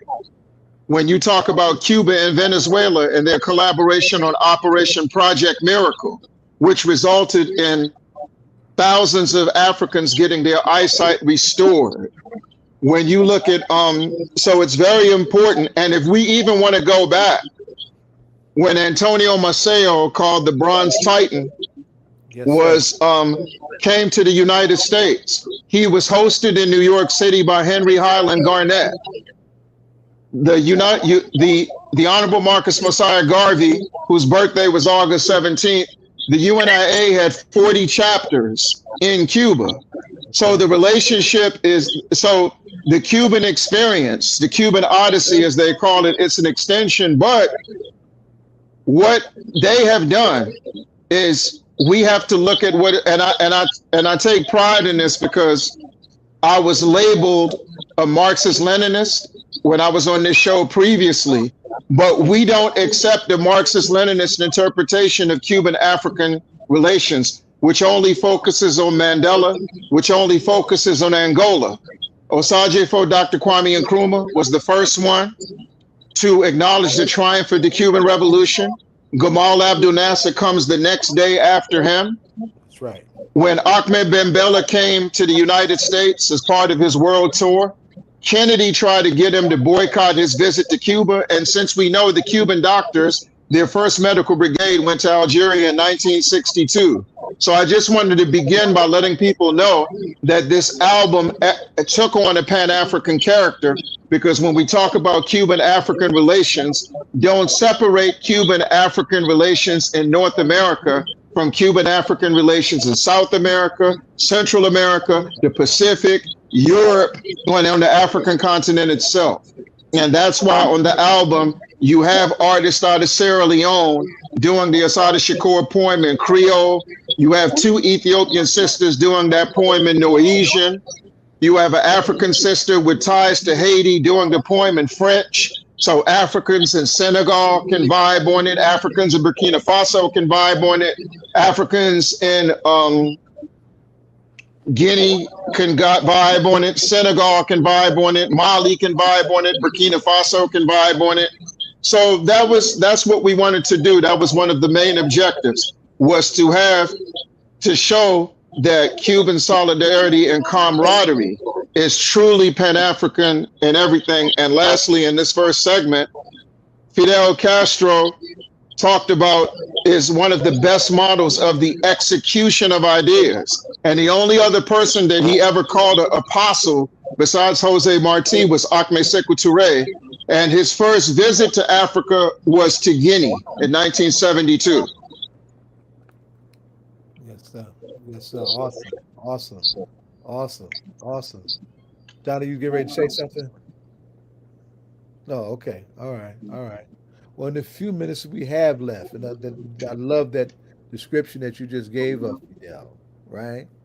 We just had a centennial. I'm trying to track down some folks that were actually there for the centennial in Cuba for the second part of this conversation, for the benefit of our people who are in the throes of, or need to be in the throes of, study, right? Mm-hmm. To come to terms with all the solidarity that you've articulated. Why is Fidel so important to us, and why must we lift up his legacy at this moment? That's something, everybody. We're going to lead with the elder. Baba Tony, you go first. Well, I think, Fidel represents a lot of things, particularly, the courage, his spirit, in terms of him standing strong and not saying, the Cubans will never surrender, and he said, if it is, that it's going to be bloodshed on that particular hour. But it's also, it hits to what Opie is really talking about. the sort of Pan-Africanist character that he exemplifies in terms of the global character, him making healthcare, a sort of a priority. And so that when you go to Cuba and you see that you have all of these students from the Caribbean and Africa who are studying medicine, and then we see what the U.S. is doing in terms of trying to, cut that relationship off. But it was Cuba who stood up to the plate and say, hey, we're going to make sure our doctors go there, whether it's Venezuela, whether it's the various parts of Africa and so forth in the Caribbean. Very, very, very important. So, to stand up and oppose the type of U.S. imperialism took a lot. And, the Cuban nation is still suffering from that. It's like the Haitians are suffering, from that. And so we have to salute, Fidel for, his practice and for his vision and for his dedication. And, this whole idea of, for the centennial, you see Cubans sort of celebrating that, right? Rightly so, and we have to really follow that model, especially when it comes to the question for us in terms of Black people here dealing with self-determination. We need to understand what that means, and Cuba has been an example of that for us. Y'all can open. You go ahead and jump on in. Okay. No, it was Russell. You got, because we were just rotating. Russell, you wanted to say something? Right. About Fidel? Yeah, just on the question of why Fidel. Fidel, because I like to say of his military prowess. Overall, not just him, but the Cuban intelligence apparatus, second to none on the planet. I don't care if you talk about Mossad or you talk about the Russians or you talk about the Chinese. All of those are great too. But for what they have and what they're generally up against, which is the beast, which a lot of those others that we named wouldn't be able to sit, right outside those waters and do what they have done and take 300 attempts at your life and kind of, and so the intelligence, we a lot of times don't, they wouldn't be able to keep Assata there without the FBI murdering her and Fidel and everybody else on the darn island. Without that intelligence. That intelligence goes all the way down to just community folks that don't necessarily work for the state, but when they see the wrong thing, they know the wrong thing, they say something. That's right. I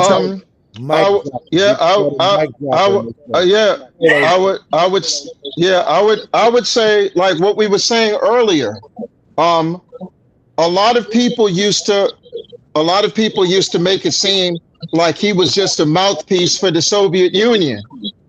The Soviet Union didn't want Cuba to go to Angola and fight with us in Angola. They went anywhere. As of not only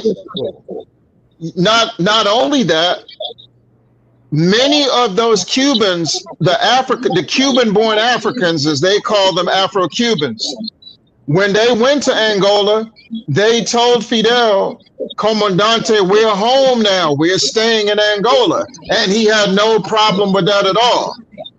When he went to Guinea, you have to remember that in 1961, Sékou Touré expelled the Russian ambassador from Guinea for being arrogant and racist.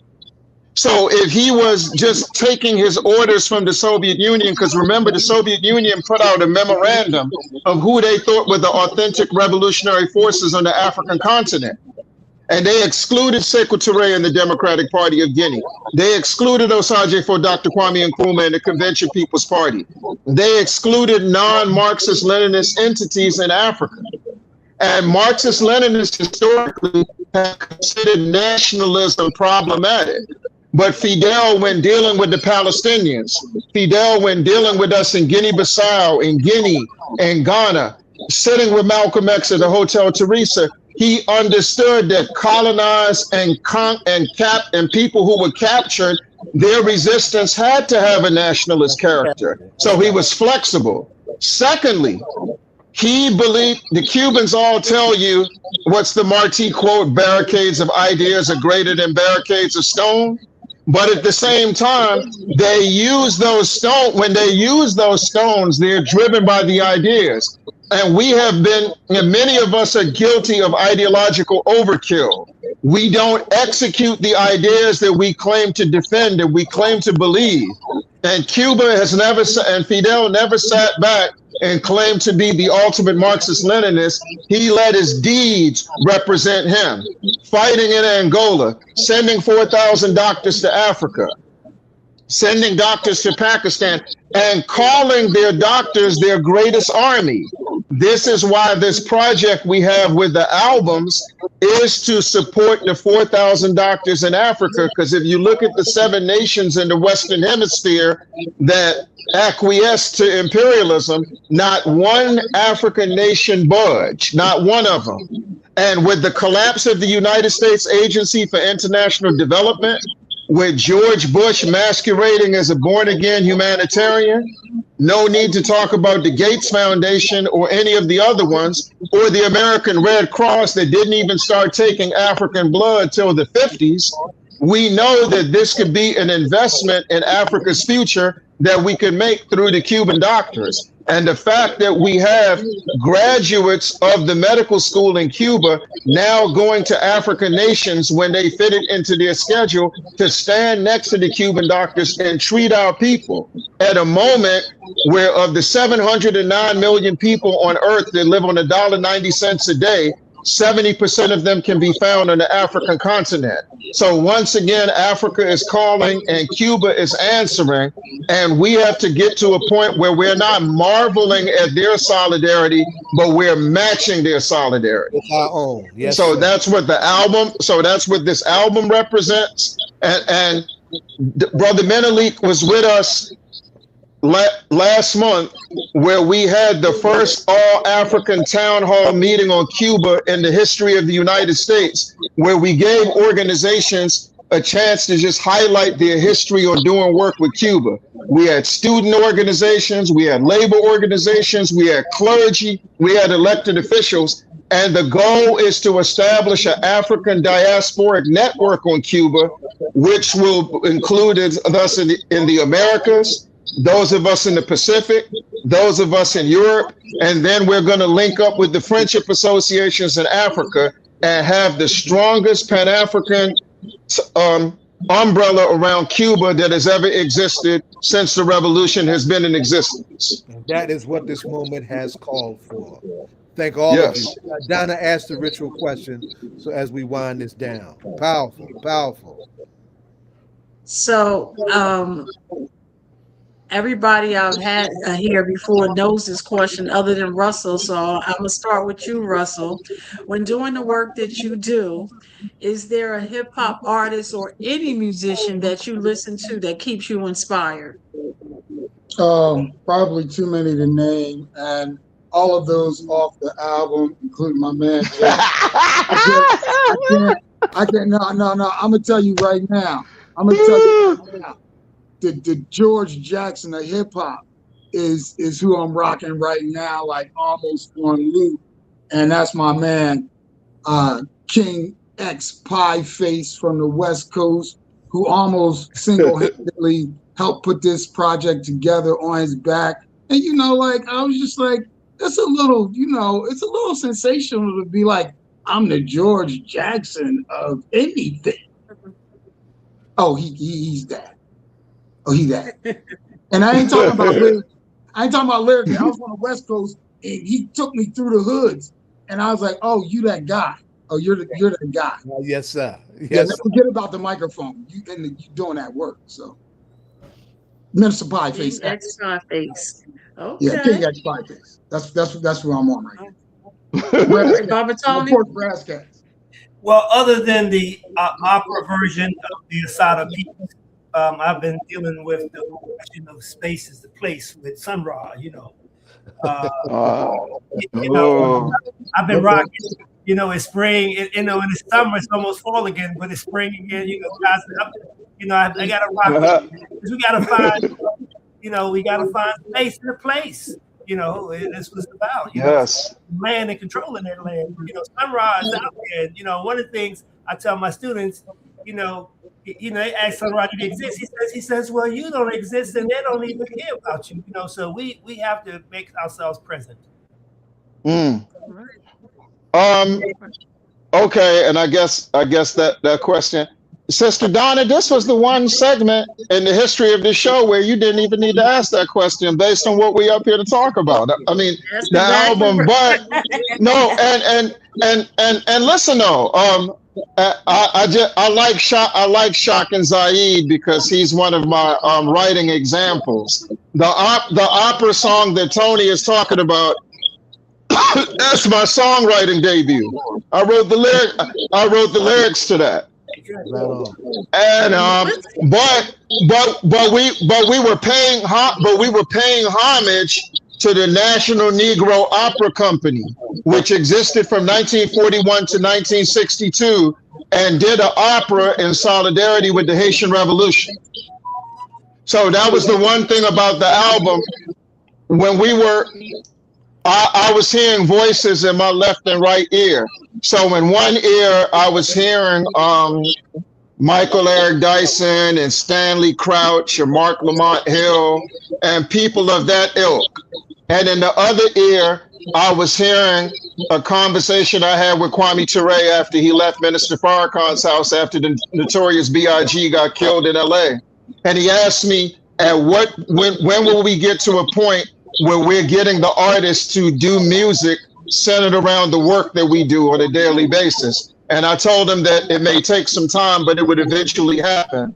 Or I'm thinking of Minister Farrakhan and his countless meetings with hip hop artists, or I'm thinking of Khalid Muhammad talking about liberation lyrics. So on one hand, I was hearing the criticisms and the concerns, and on the other hand, I was hearing the call to responsibility and the call to action. And since this was our second time, because 13 years ago, we did 3 albums with M1 from Dead Press called The Battle Cry for Cuba and Zimbabwe. So the answer is Kotolomela Bolingo, which in Lingala means resistance and love. And correction to Comrade Zaid, the album is in honor of Assata Shakur and Pauline Lumumba, not Patrice Lumumba. Pauline Lumumba, and it was the first time on a Pan-African scale through music that Pauline Lumumba was honored the way she's supposed to be honored. So thank you all for the opportunity, and it's always an honor to be on with you all. And Obi and Russell and Tony, I will say you're right. The way I should have framed the question is, when doing the work, what song on the 2 volumes is the best, is the song that most inspires you? And I think when I was listening to Wilma Leon, is there one song called Queen's Revolution? Yes. Oh my goodness. Yeah. Why did you name that one? Yeah. Hey, cause she a woman, so that's gonna resonate with her. But no, the funny thing about that song, Sister Donna, is those of you up here, you're young enough to remember the 1973 movie The Harder They Come that Jimmy Cliff did. And the artist that did that song, Brother Zaya, and that's his wife Kim doing spoken word. He told me that's the first time he ever did a ska song on an album. And he said his love for Assata Shakur inspired that. And I said, wow, that's incredible, because that movie came out in 1973, which is the exact time frame that she had that encounter with the fascists at the Turnpike.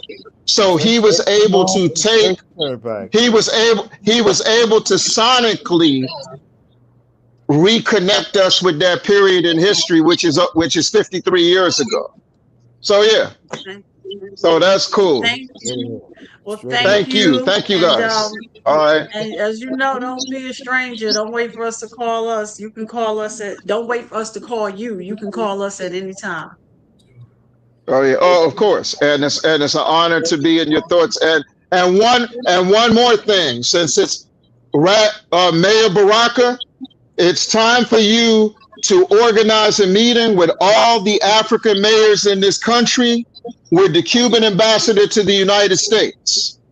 I'm gonna reach out to you on that. You know I'm gonna, and let me say, he's the only mayor that during the corona pandemic that let his Health and Human Services Division meet with the Cuban Ministry of Public Health. So That's he right. answered the call 5 years ago. That's It's right. time to run it back. Organize a meeting with the mayors. Make that happen immediately. That's our assignment for Mayor Ras Baraka. Thank you all. Straight ahead. Thank Straight you. ahead. Straight ahead. Good. Okay. Yeah. Africa We call. will make sure he gets that information. Yes. All right. Zaid, y'all. you want to transition? Yeah, that's right. I see we got Abubakar here already, right? Who do we have in the background? Is Dr. Zakari here? Just see the commissioner here. That's it. Is Michele on? Right, and it look like Bob. Commissioner, do you know if Michele is signing on? Oh, we just lost the commissioner. Well, while we're trying to figure out this transition, what should be happening is we're going to present and introduce you to the Newark African. Oh, there's Michele.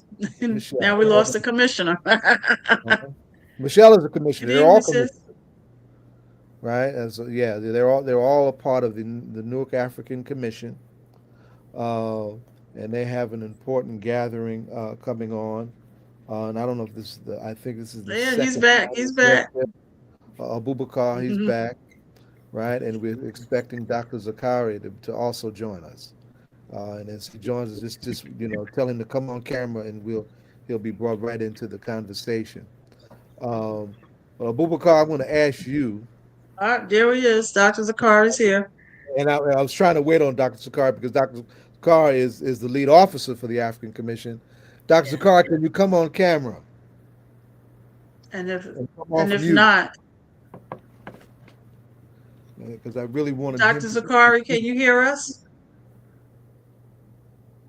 He may be having some issues with his connection, right?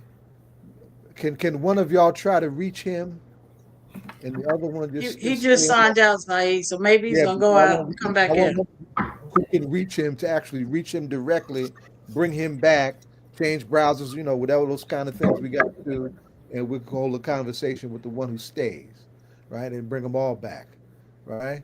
So then y'all both saying yes, but one of y'all got to do it. I need one of y'all to reach back. Are you Michele, reaching out to him? Yeah. I think Abubakar is. I'll start Are with you reaching out? Yeah, I think he is. Yes, I'm trying. Thank you. Okay. Well, let's start. I wanted to start with the commission chair to explain the commission and why it's important and what brought him to all of this. Right? We can still come back. He's here. He's here. Okay. All right. Tell him to come on camera and to come off mute, and we can bring him in.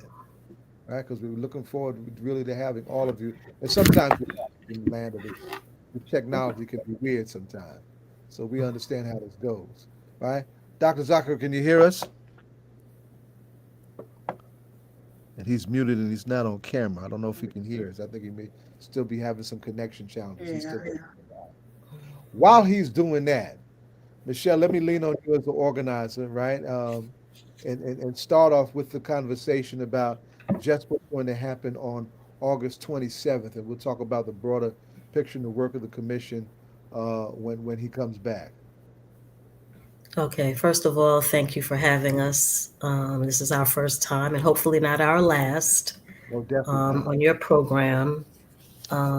So on Thursday, August 27th at 5:30, from 5:30 till 8, we have our second annual Black August Back to School edition.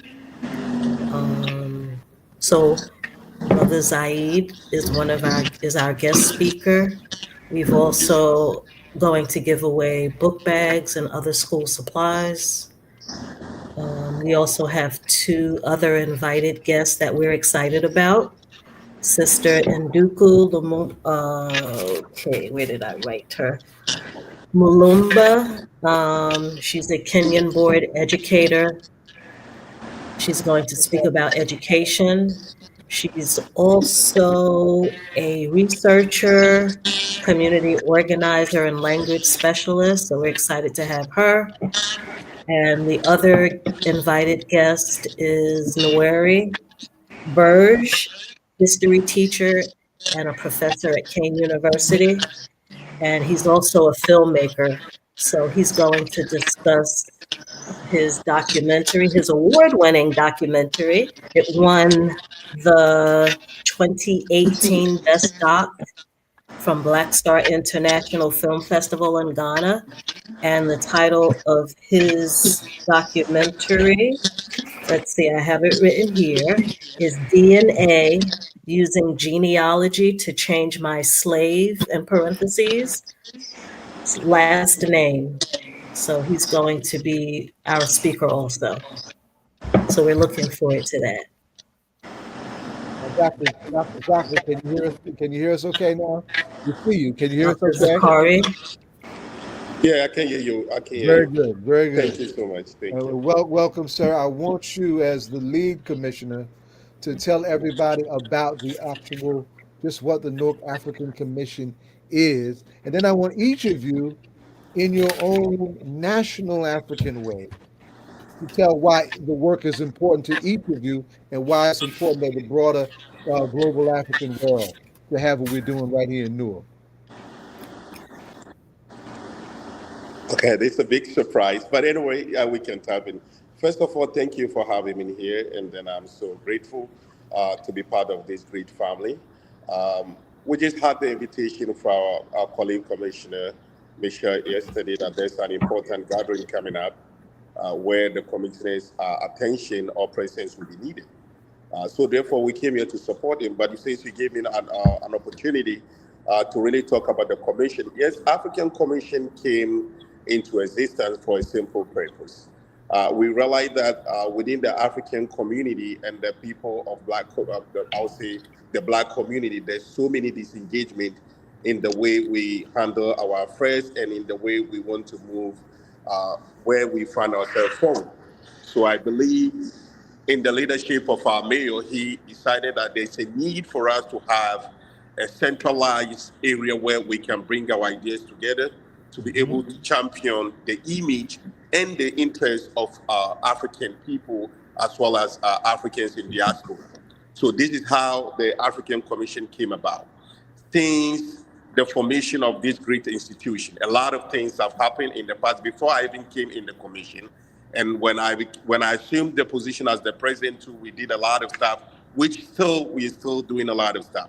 And most of the great things that the African Commission is doing is to go around and tap on the good talent that African people have. When I say African people, I don't mean Africans who migrated here, but I mean all, I will say people, I will say all Africans, anybody who has an African origin, irrespective of where you find yourself.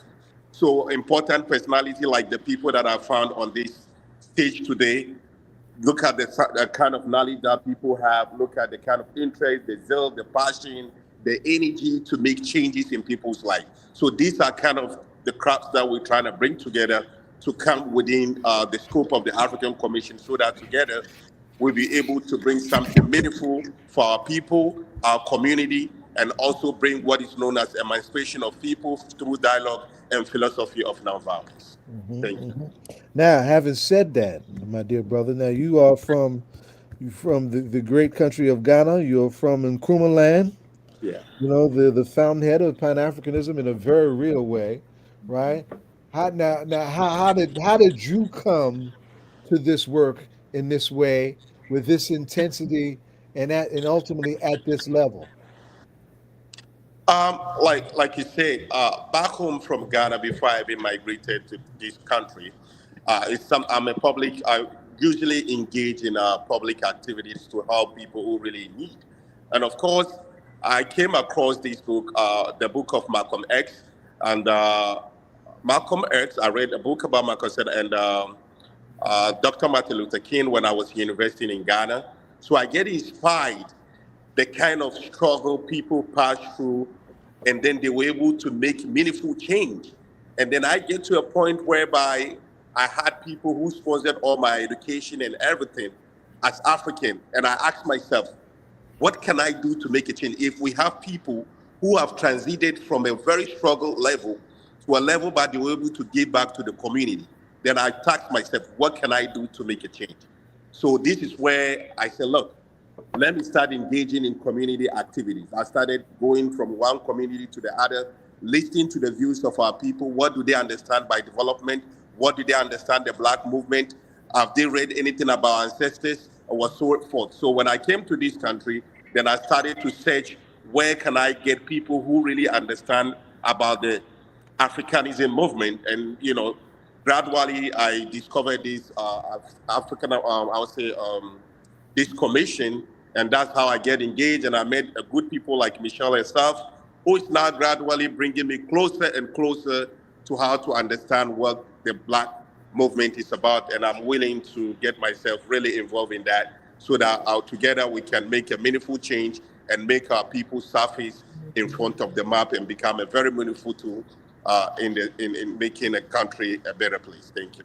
Now, let me ask you this, because you got an important bio and you got important connections to the United Nations, and particularly to the United Nations Youth Network for Resolution 2250, right? Yeah. We are in a time when the United Nations itself as an entity is coming under some attack.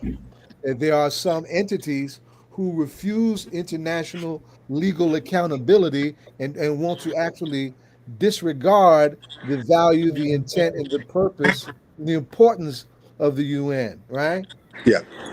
The value of the UN as an international body of solidarity and human rights. What say you? As you know, the United Nations is a very big institution on its own. And of course, it gives each and everyone the liberty, the freedom to express their view to whatever level they are, whatever view they have, they give everybody such freedom to express their view.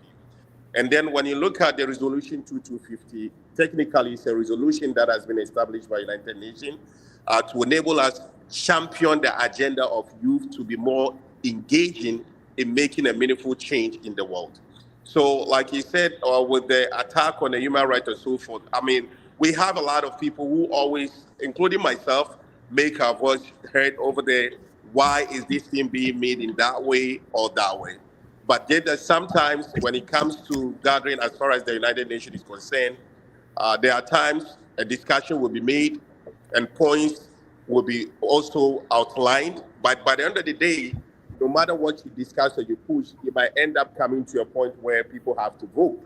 So when it turns out to be that the outcome of the vote turn out to be this majority that goes on the other side, and whilst people who are pushing for certain agenda don't have enough vote, most of the time it seems like we don't have a representation, but technically we do. But I'll say our number is not sometimes very meaningful that could make much change. And this is why I felt there's a need to encourage other people to be able to affiliate themselves with such great institution that has been given the mandate to regulate the world affairs, so that together we'll be able to have a meaningful vote or to convince people to come on our side, so that an agenda for this freedom that we're talking about, we'll be able to push it together. Abubakar, you are probably one of the most visible faces of our great Newark African Commission. What say you? What brings you to this work in this way? You are a son from Cote d'Ivoire, right? And then the Cote d'Ivoire contribution. What say you, sir? For me, it's a love. I want to say thank you, first of all, to you, brother. You're a phenomenal brother. And I want to thank all of you. I want to thank the city of Newark, the beautiful people of Newark. So shout out to my people of Newark. Shout out to all my Africans. Shout out to my Ivorian people, my Latino people, everybody. That makes this beautiful city a great city. So I came to this commission for the love of people and love of service, because we have to make sure that we know that this commission was created in 2007. We had some great African in the city of Newark, like from Nigeria, Ghana, Cote d'Ivoire, and so on, were able to fight so we can have this commission. And this commission even inspire later the Latino, the Hispanic Commission. So this is I was volunteering since 2007. I was not even a commissioner. I became a commissioner in 2016. So all those years, that's why everybody knows me. I was just a volunteer. So 2016, I became a commissioner. 2019, I became the secretary. 2021, I became the president. And now we have a new president, Dr. Hamza Zakari. So for me, it's a passion, public service and politics and the betterment of people and also bring people together. That's very important because for me, I'm very inclusive. And also, I think there is a big gap between us Black people. That really hurts me. So my contribution is to reduce this gap among us, like African American, and even within African people, we have some struggle with each other. So how to make it easier is by helping people, by being involved. So that's how I came to this commission. That's how I came to the city of Newark. And for me, Newark, it's a great city because I feel good here. I feel like in Africa because you are great people. So anybody who criticizes Newark's in a bad term has problem with me because this city is great. But we have to help our brothers and sisters because you paved the roads here for us. Our brothers and sisters, African American, suffer a lot for us to be here today. We got to recognize that, and people need to be educated about it. So I don't blame anybody who doesn't know a story, but we have to learn. Myself, I'm still learning. So we have to be mindful that we cannot blame people who don't know. We got to help them to know the reality and why it's so important for us to be together, to work together, to help each other, and make this city and this world better. So Beautiful, beautiful. In fact, you gave us the perfect segue to Madam Commissioner because you raised up the question of education being the key bridge building tool that is Pan Africanism. Now, Madam Commissioner, you are an educator, right? Tell what you Yes, share yes. your story and how you came to be a part of this formation, and then we'll come back to the gathering itself. Okay, well, about 3 or 4 years ago, I saw on social media there was a request for a donation of books, and the deputy mayor, Ligia De Freitas, and I believe Abubakar were both at the school where I dropped off the books that summer afternoon, and they just asked if I was interested in participating, and that's how it started. I started attending meetings and the events that they were having, the flag raisings first, before I started attending meetings. And from there, just volunteering, helping out any way that I can. And actually, I was just sworn in yesterday. So now I'm official. Wow. Now, Yep, well, I'm let me. official. I gotta pull you back a little bit because I know you walk a little longer probably than some of the others. Now, you also a daughter of African Echo, so your Yes, journey your journey is has some length that we want to appreciate, right? yes, yes, I yes. certainly appreciate the length, and teachers have the minds of our children in their hands, and they also make good organizers because we're always explaining things. Right. Yes, yes. Why Can people I, must Zay, can I, do go that. ahead. Come on in, Donna. You can jump in. Come on. No, I just wanted to ask a question. This commission has been around 726, almost next year will be 20 years. And as you approach that, the unfortunate act of this administration down on 1600 has probably brought new work to your desk. If Right. I already we know. as Black and brown people line up on Ken Gibson Boulevard and taped our mouth, you couldn't tell who was from the Ivory Coast, who was from Newark, who was from Ghana, who was from Haiti, From Jamaica, Jamaica, right? and other places. So as this work and with Delaney Hall right here in the community, how has that new that work, how has that come upon your desk? And can you just, and I don't want to take you off, I just want to know, is there anything that you're doing in terms of what this administration is trying to do to calm the community and educate the community? I think that's a great question. Yes, it is. Yes. And y'all can answer as you see fit. Come. So I don't know who wants to start, but I know I'm gonna go. the brother from Cameroon, Serge Demafak. I know he's involved with helping with immigration issues. So I don't know if either one of you want to jump in to elaborate more about the work that he does in that region. Yes, I think if my president allows me, Yeah, you know. I'll allow you to speak, but let me give Okay, go ahead. the institutions that we have, and then you will answer the question. Thank you for such a wonderful question. Like I said earlier on, the goal of this commission is to be able to bring everything to the doorstep of Black and brown people. That is the actual goal of this. So right from beginning, I think within the commission, we have subcommittees. Okay, within the subcommittee, we have the business committee, we have the immigration committee, and we have, I think, culture committees. We have almost like 5 committees. So each committee has a role that they play to help people.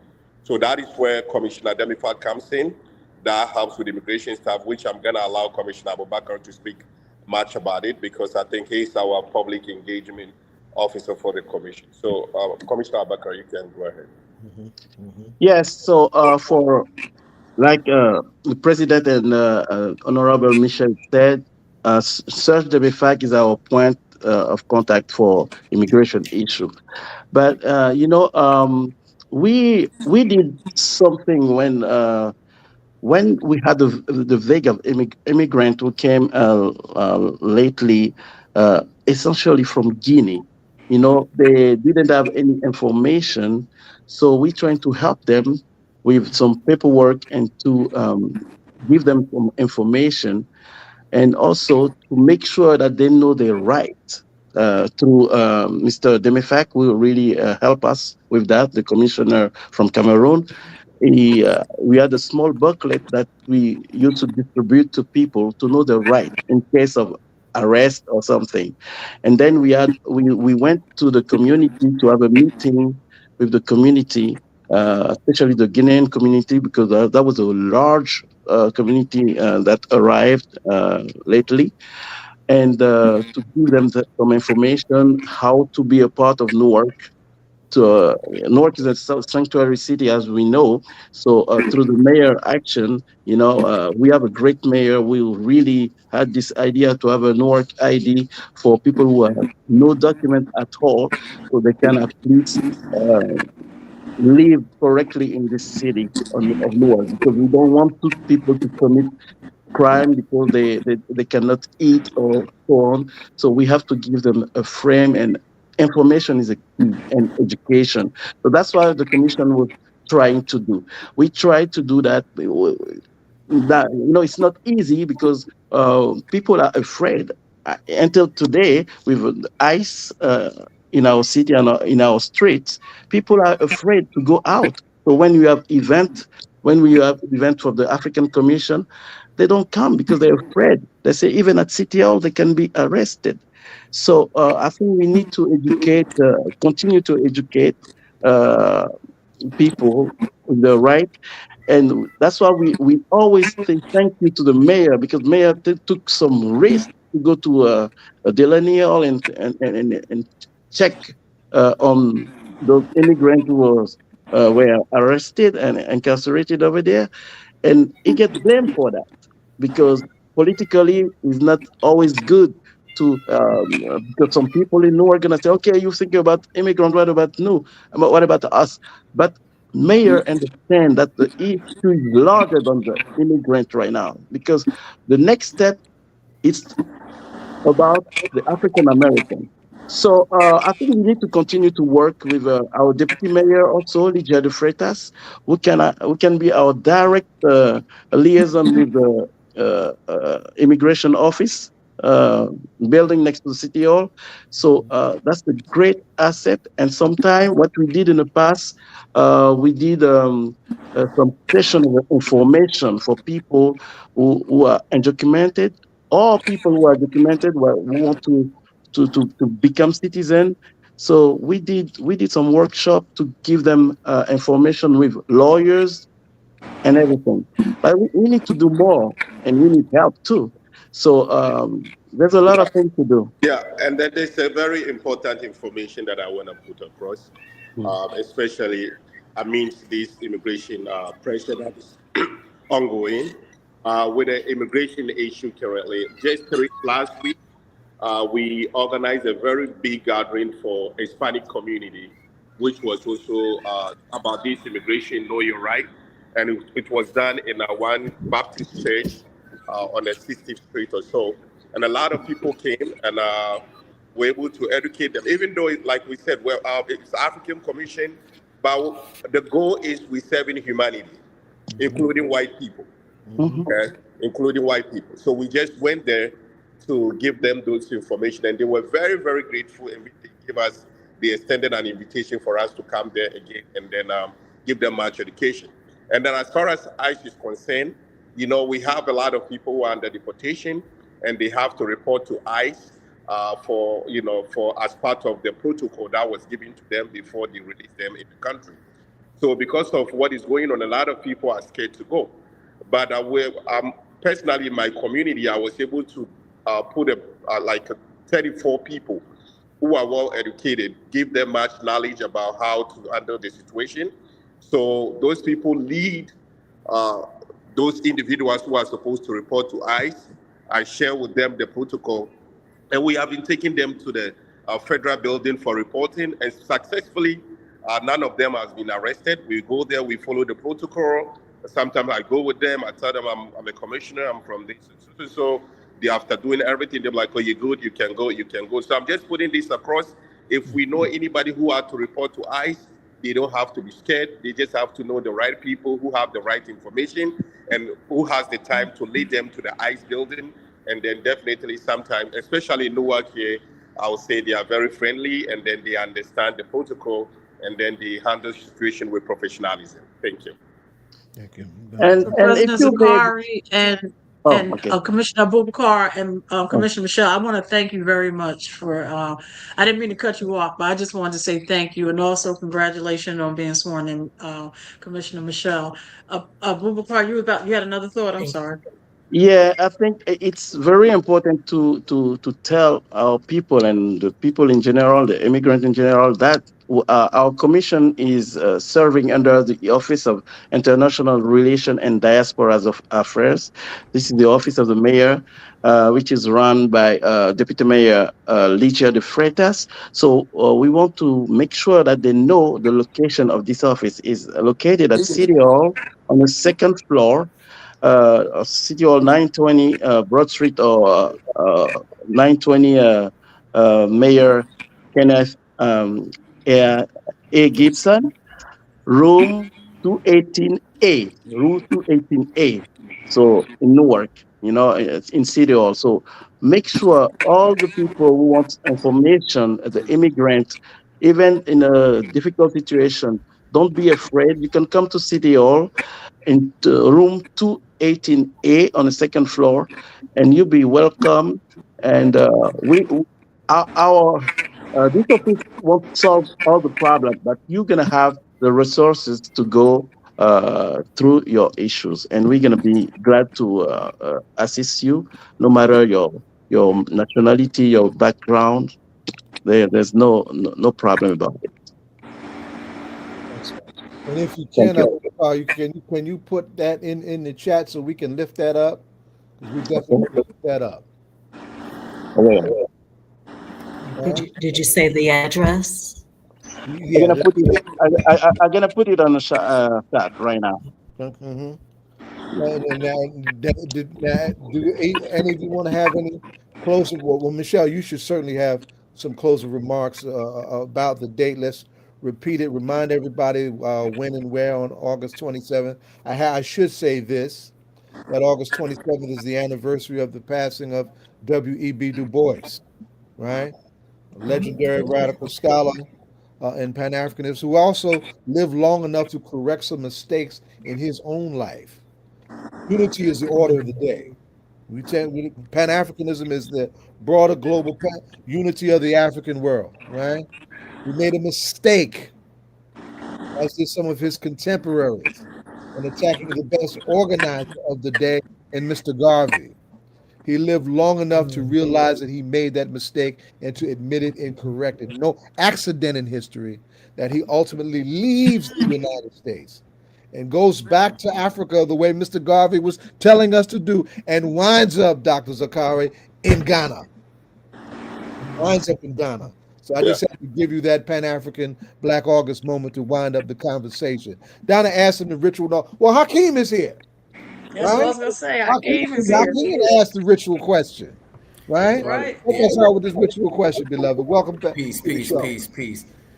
So I am the resident hip hop ambassador for the great city of Newark, New Jersey.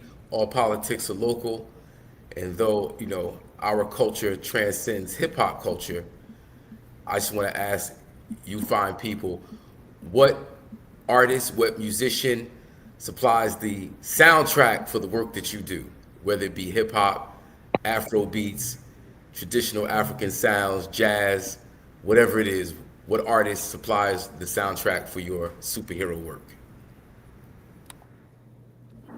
Without hesitation, for me, two of my favorites are KRS-One and Chuck D. I'd have to agree with that. But two of my biggest influences. Absolutely. Right, yeah. Dr. Zakari, how about yourself? I'm just putting it together. But I'll just go to what Michele said, because to be honest, I just got the info about it, and then I don't want to lie. So it's something that I'm now going to start looking into or paying attention to that before I'll make a choice. And it could be any. Don't let you bring us into music that you listen. Teach us something new. Who are you? Who inspires you? I'm a jazz poet. Yeah. Honestly, when I went to, I usually listen to the Quran mostly. To be honest, I don't. Allahu Akbar. The Quran has its own music. Yeah. So, but that doesn't go to say I don't like music. Maybe I didn't have anybody who pull me in. Maybe now I'm gonna connect with him to let me start loving some music. Abubakar, what say you, beloved? Me, I'm very eclectic. I listen to everything: jazz, hip hop, rap, African music, Latino. I love music because I was introduced to music at my early ages by my uncle. So I was in Africa at 6 years old, listening all the disco and all. So listen, I'm musical. Reminds me of the OJs. I love music, sweet music, any kind of music, as long as it's swinging. That's it. That's about one. What say you, Madam Commissioner Michele? Well, she told us KRS-One and Chuck D. She did. Yeah, well, that's right. So no hesitation.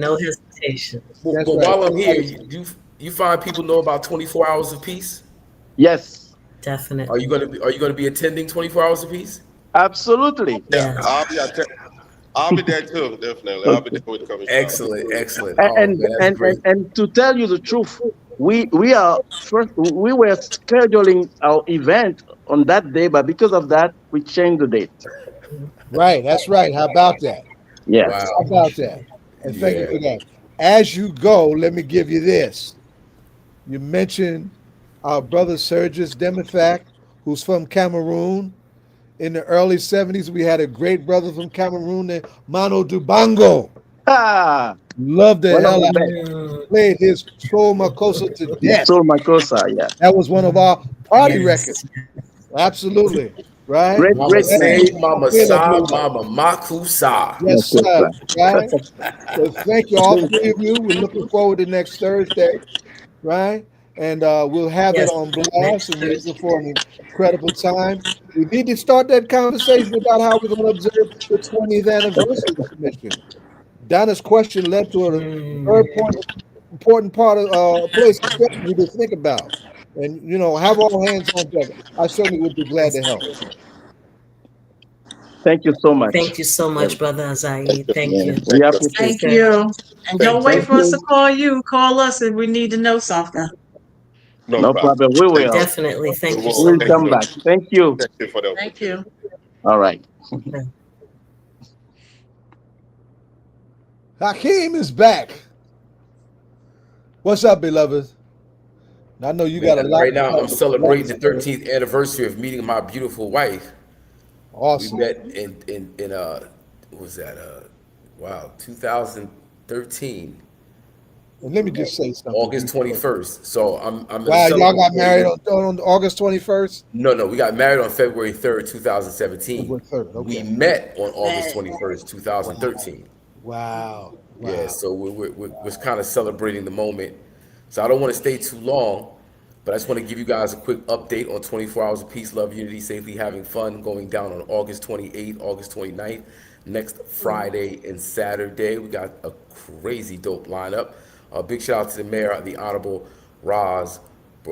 Mayor Baraka, for making this all possible. Of course, Chief of Staff Amiri Baraka, everybody involved, OVP, Brick City Peace Collective, Susu. Big shout out to everybody who helps make this event go each and every year.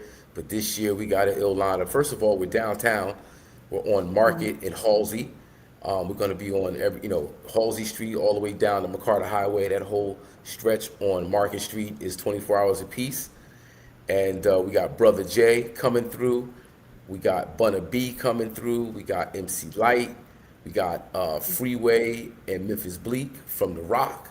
We got Doo-Wop and Ron G doing a special mixtape tribute. We got DJ Jersey Joe Doughboy along with DJ Prince Cannon. They're gonna do a little old school, new school verses. We got, of course, Chief DJ Midi Baraka on the 1 and 2s, along with DJ Quad doing house music until about 5, 6 in the morning. We start back up with yoga at 8 a.m., health and wellness with Nikki D, Hakim Indio Champ, Queen Moore doing our spoken word poetry ensemble. And then we got some special treats going on Saturday. Arsenal and Sue Surf, two of the premier battle rappers straight out of Jersey. They're going to be rocking with us. We got DJ Taj and Friends featuring the group 41 and Coy Ray and Zeddy Will. So it's going to be off the chain. All right, and happy anniversary to you. And Thank you. And as you count, no, I was gonna say as you count down these last couple of days, well, you named the list of the artists who are going to be there, but is there a wake up song or a song to get you started on each day up into these last couple of days? I'm like the brother said earlier, I actually listened to a little bit of everything. I was in my 80s, 90s rock mode. But man, I get in everything from Stevie Wonder to Curtis Mayfield and Marvin Gaye to, of course, KRS-One and Chuck D, Public Enemy, Run DMC, and Channel Live. Gotta represent Channel Live. Mobb Deep, Wu-Tang, The Lox. I'm in the gym almost every day, and my soundtrack scans decades. And I love music. That's actually one of my favorites by the OJs. I know one of the talk radio I listened to, one of the songs came up, I think over 25 years, is one of Stephanie Mills' song, Something in the Way. I love Stephanie Mills. Yes, I love Stephanie. greatest voices ever. Yeah, I remember seeing her in The Wiz when I was a little Oh yeah, girl. I did Stephanie's too. voice. Yeah, yeah. I saw her in the Yeah, Wiz when you I was did. about You get 7 years yeah, that old. was a 7 years treat, old. right? Oh, absolutely. Miss, Yeah. and So she's from Harlem. Yeah, original. We, Ooh, we isn't actually it? had to. yeah, What you say, but you Zay? know, We actually had to protest Stephanie because we had during the last days of apartheid, we had a Mm-hmm. cultural boycott of their Sun City, and that's when the apartheid regime would kick out large sums of money to black and brown and rock performers to come to perform in South Africa and be a part of the facade that there was no racism there, right? So we had this boycott, this cultural boycott, and a lot of our artists supported it. Some didn't. Stephanie got caught up in the mix, unfortunately, and that it had to be educated and embarrassed. But there's no denying her musical equipment and their gifts. yeah, but Like you said, Stephanie, everybody gets it right. and Come back. Yeah. I remember, well, not remember, but she's extremely active and extremely vocal, very radical, very, political in a bunch of her open stances, public stances. So I'm sure late It 80s, took early a minute to 90s, get she it. was We probably, had to get her there. yeah, Mhm. that's all right. Takes its time. Yeah, Takes its like you time. just said. Yeah. And well, so this time next week we won't see you because you will be backstage, front stage, side stage, getting it in. Yeah, So, getting it in, and what time absolutely. should people start showing up? Kicks off at 6 p.m. 6 p.m. on Friday. We go 24 hours straight through to 6 p.m. on Saturday. The local artist lineup is crazy. But Brother Jay is scheduled to hit the stage at Bunna B is scheduled to hit the stage at 9:30. We go Bunna B, Brother Jay, Memphis Bleak, Freeway, MC Light is the headliner for Friday night. Yeah, so I want to shout out to you mentioned Brother Jay. I wanted to shout out Lumumba Carson. yeah, son of My Sonny little brother, Carson. my little brother Lumumba Carson. I go back with Sonny. I've been in the streets with Sonny for a lot of years, right up to Sonny couldn't be in the street no more, and it broke our hearts when Lumumba got sick, and we ultimately lost Lumumba, and he was still a young man, and Lumumba was, the glue, the political, the mature glue that made their organization a real force. This is And, protected by that's the right. red, Black, the black, and and the green. Yeah. Oh. With the key. Sissies. Oh man, I miss Lumumba. Yeah, we all miss. Yeah, man. Right. But listen, I got to get back to my beautiful wife. That's right. On that And note, let me listen, say this, and congratulations. My generation was a terrible example on making black love work. We don't had more. We hardly get married, and we divorced like crazy. We would set terrible example. I'm glad somebody got it right out of y'all example, and I hope y'all change the game for real. One day at a time. But Donna, before I go, what did you think about basketball is life? basketball's life is everything. We'll be talking about it, and not next week, the week after, because my mentor Yeah, is getting back. So, yeah, but and I I also need wanted to to. be I need to be on that show. So the week after.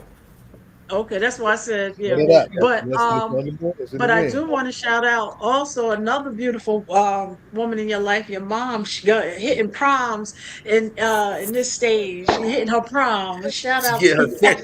Mom getting her sexy with, on. with her shoulder off. She got the shoulder Yeah. out. Oh man, she blew me away. I was like, look at little Gwendolyn Green here. What's going on? Living. Oh man, me and her, she and I actually driving up to 24 Hours of Peace. She's gonna be up there next weekend, Donna. Oh wow! All right. Wow. Yeah, I was glad. I was like, look at her she's with gonna her be shoulder rocking with out. me. A couple of them, her and her friends got their shoulder out. I was like, Uh, okay. yeah. You know, hey Hey, man, Hot, I you only just live wanted to come once. on, man. I wanted to say What up, congratulations. Ed? Brother, I just want to say congratulations, man. You know, Thank you. Appreciate you, man. I'm looking black forward to love. coming up, man, seeing my family. Yeah, So, man. Looking forward to it, I'll see you man. guys next weekend. Yes, Yeah, sir. looking forward to seeing Happy you, man. anniversary to you. Yeah. All right, y'all. All right. Thank you, Hop. Peace, brother. Hawk definitely got the music, as we used to say back in the days of Miri Baraka's Blue Ark. as we get ready to close out, has there been any updates on we know in this Black August, now you add to the name Nolan Wells. His birthday was just August 19th, and he Yeah. turned 19. And Would I have don't turned know if 19. is it Yes. 19 or August 19th. Any Mm-hmm. updates? But I know a lot of stuff has continually come out, and I think there was another story of another young man who several years ago had drowned as well, and they had tried to cover it up. You know, between hangings and This drowning. litany of hangings needs some serious investigation of our own kind. Because that ain't, I mean, we do have an emerging suicide problem. And I've been touched by it personally several times. But we don't do that. Right? Sandra Bland, there's still a lot of questions about was that suicide or was something done to her? Right. But Yeah, we have the mental health, and and is there any part of Black August where the mental health it was just a constant part of it? Well, But let me say this. Next, mhm. the 27th is the anniversary of the killing of Andrew Washington by the Jersey City Police in a mental health crisis. That weekend, this is the third anniversary. That weekend, his family, led by his Aunt Tony, who's been on this show, is hosting a mental health awareness day because of the pressure that and the hell that we raised in Jersey City over Andrew. On March 25th, they made August 27th Andrew Washington Mental Health Day for Jersey City, right? So that belongs in the conversation, absolutely. Yeah, it's just a lot. So keep that in the Absolutely. forefront. So Black August affirmed and even the police professor revolution. too in Cambridge. That oh my God, the professor Tell in everybody what Cambridge you're talking who what you said, Zay? Tell everybody what you're talking about. I'm sorry, the professor in Cambridge who was under a lot of scrutiny Oh yeah. by Yeah, that professor. um Yeah. by by this one man who who just tried to scrutinize him over one area of something he had written. And I want to say the university They actually accused him came of out and said, they accused the professor of plagiarism. right. And I think the university came out and said there's no finding. Right. So we should keep amplifying that. But the fact that it, as a young person, sometimes, you know, young people are, because of the zeal and everything, but sometimes it's a lot. That social backlash is a lot. And to really find him unalive is something unfortunate, a very bright mind in our community. You don't have the name of that because some of us don't know that story.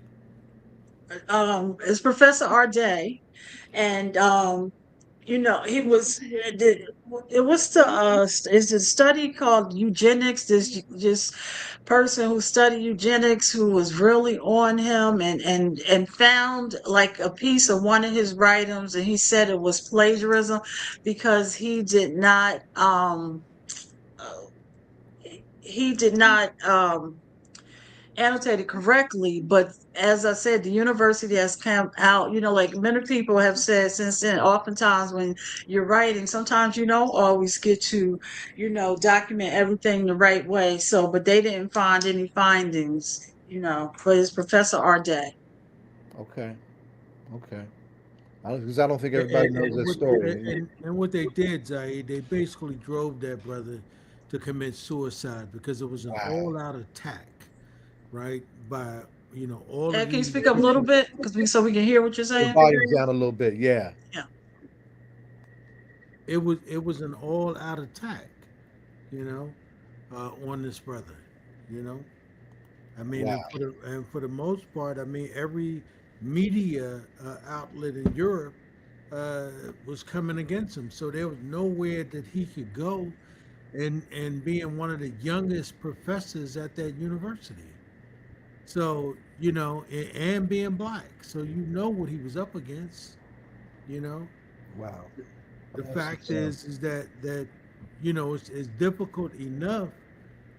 I mean, think about I forget that guy who basically who became a congressman in New York who lied about everything. Remember Yeah. that guy? Yeah. I'm drawing I'm looking right at it. And he even went to jail, right? And Trump pardoned him and so forth. I mean, he didn't give a damn about all the lies he was telling about his job, education, his education. I mean, nothing, right? But there was no all-out media, attack on him. He was a Latino, right? Mhm. Remember that? Right? It's New York. Yeah, from New York. Yeah. Oh, But he just lied again. Yeah. yeah, I mean, went to jail and Trump pardoned him. Said it was unfair. He sent him to jail for lying. I mean, basically. So, I mean, you gotta understand, you know, right now there's an attack on black people, period, in this country, right? And I don't care who you are. You talking about George Santos? Yeah, that dude. Exactly. Yeah, yeah. So We just lied again. Yeah. All he does is lie. Yeah, he was one of the worst. yeah, I mean, they even Trump is accused. trying to create, as fascists do, create this aura where they can do no wrong and they are not accountable to anyone. Yeah. I mean, remember they just recently accused him. Well, I mean, they said that he had some inside information with trading, and he betted on that and so forth. I mean, it's crazy, you know. So Ridiculous. it don't stop, man. No. But Zaid, are you? Oh, I'm sorry. Take our lineup. yeah, we're getting ready to close out. But go Well, let ahead. me do a shout out to somebody who we love and who I love, and that's Councilwoman Amina Bear. She has a birthday today. So That's we right. give her Hey, some yep. sincere birthday love. Yes, her birthday is today. Uh, and the lineup, we had a full lineup, very full lineup. Of course, we had the mayor tonight. We had my daughter Keesha Eure, our deputy mayor on public safety. We had a powerful conversation on Black August and George Jackson with Melina Abdullah, Black Lives Matter Grassroots, and Baba AK, Baba Akanyele Umoja. And then in the following segment, we had a strong Cuban conversation with my Baba Lau, Baba Tony Menelik Van Der Meer, who just was recently back from Cuba, doing some direct hand-to-hand solidarity. And the producers of the the Assata Shakur Pauline Lumumba Balongo Project, 2-volume Pan-African lyrical display of real black love and solidarity with Cuba that can be found on YouTube. Go to Assata Shakur Pauline Lumumba Balongo Project and look that up. That is in the chat on our show, right? 2 volumes. Enjoy. You see, our music, our spoken word tradition in several different languages, all lifting up who we are in our Pan-African tradition. We came behind that with introducing the community to the Newark African Commission with Commissioner Zakari, Abubakar Coyote, and Michele Baity, and they're getting ready to lift up Black August at City Hall in their annual book giveaway to young people. That's going to happen on August 27th at City Hall at 5:30.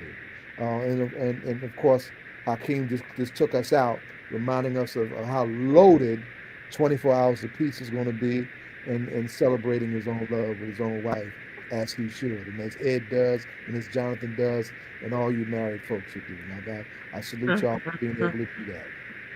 And this time next week, all 24 hours of peace will be lighting up downtown North, starting at 6 p.m.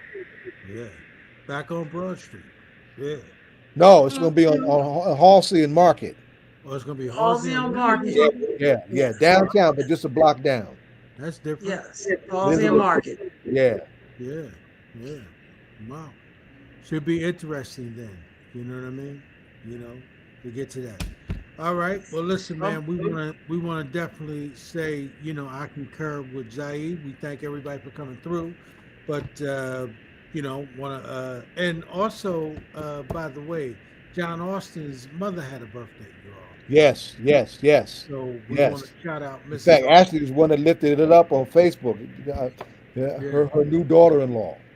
Yeah. Yep. So we want to say, you know, to Mrs. Austin who turned 91, you know, God we want to bless say, you know, God bless her. you know, And her and Mr. Austin all know great story of black love. Absolutely. Yeah. What she tell him? Listen, if you ain't put a ring on it, though, if you see me walking down the street, you better cross the street. Right. So we definitely want to send, you know, our love and happy birthday to Mrs. Austin. Happy birthday. You know, and traveling grace to John and Ashley. So, you know, we'll see y'all when y'all come back through. Jonathan was chiming in early on. Oh yeah, I saw him. Mhm. Yeah. So, but again, you know, thank you, Zaid. Thank you, Donna. Thank y'all for coming through and co-hosting the show tonight, and also thank Brother Hakim for coming on and you know, doing his duties as the hip hop ambassador for our city. Yes, sir. So, And then one thing, that we send our love to Gary, Indiana. We know how important Gary, Indiana is to us. Yep. We definitely do that. So again, we thank everybody, and to you all, as my brother Zaid say, we'll catch them. Where's I? We'll see you in the whirlwind. See y'all in the No whirlwind. style.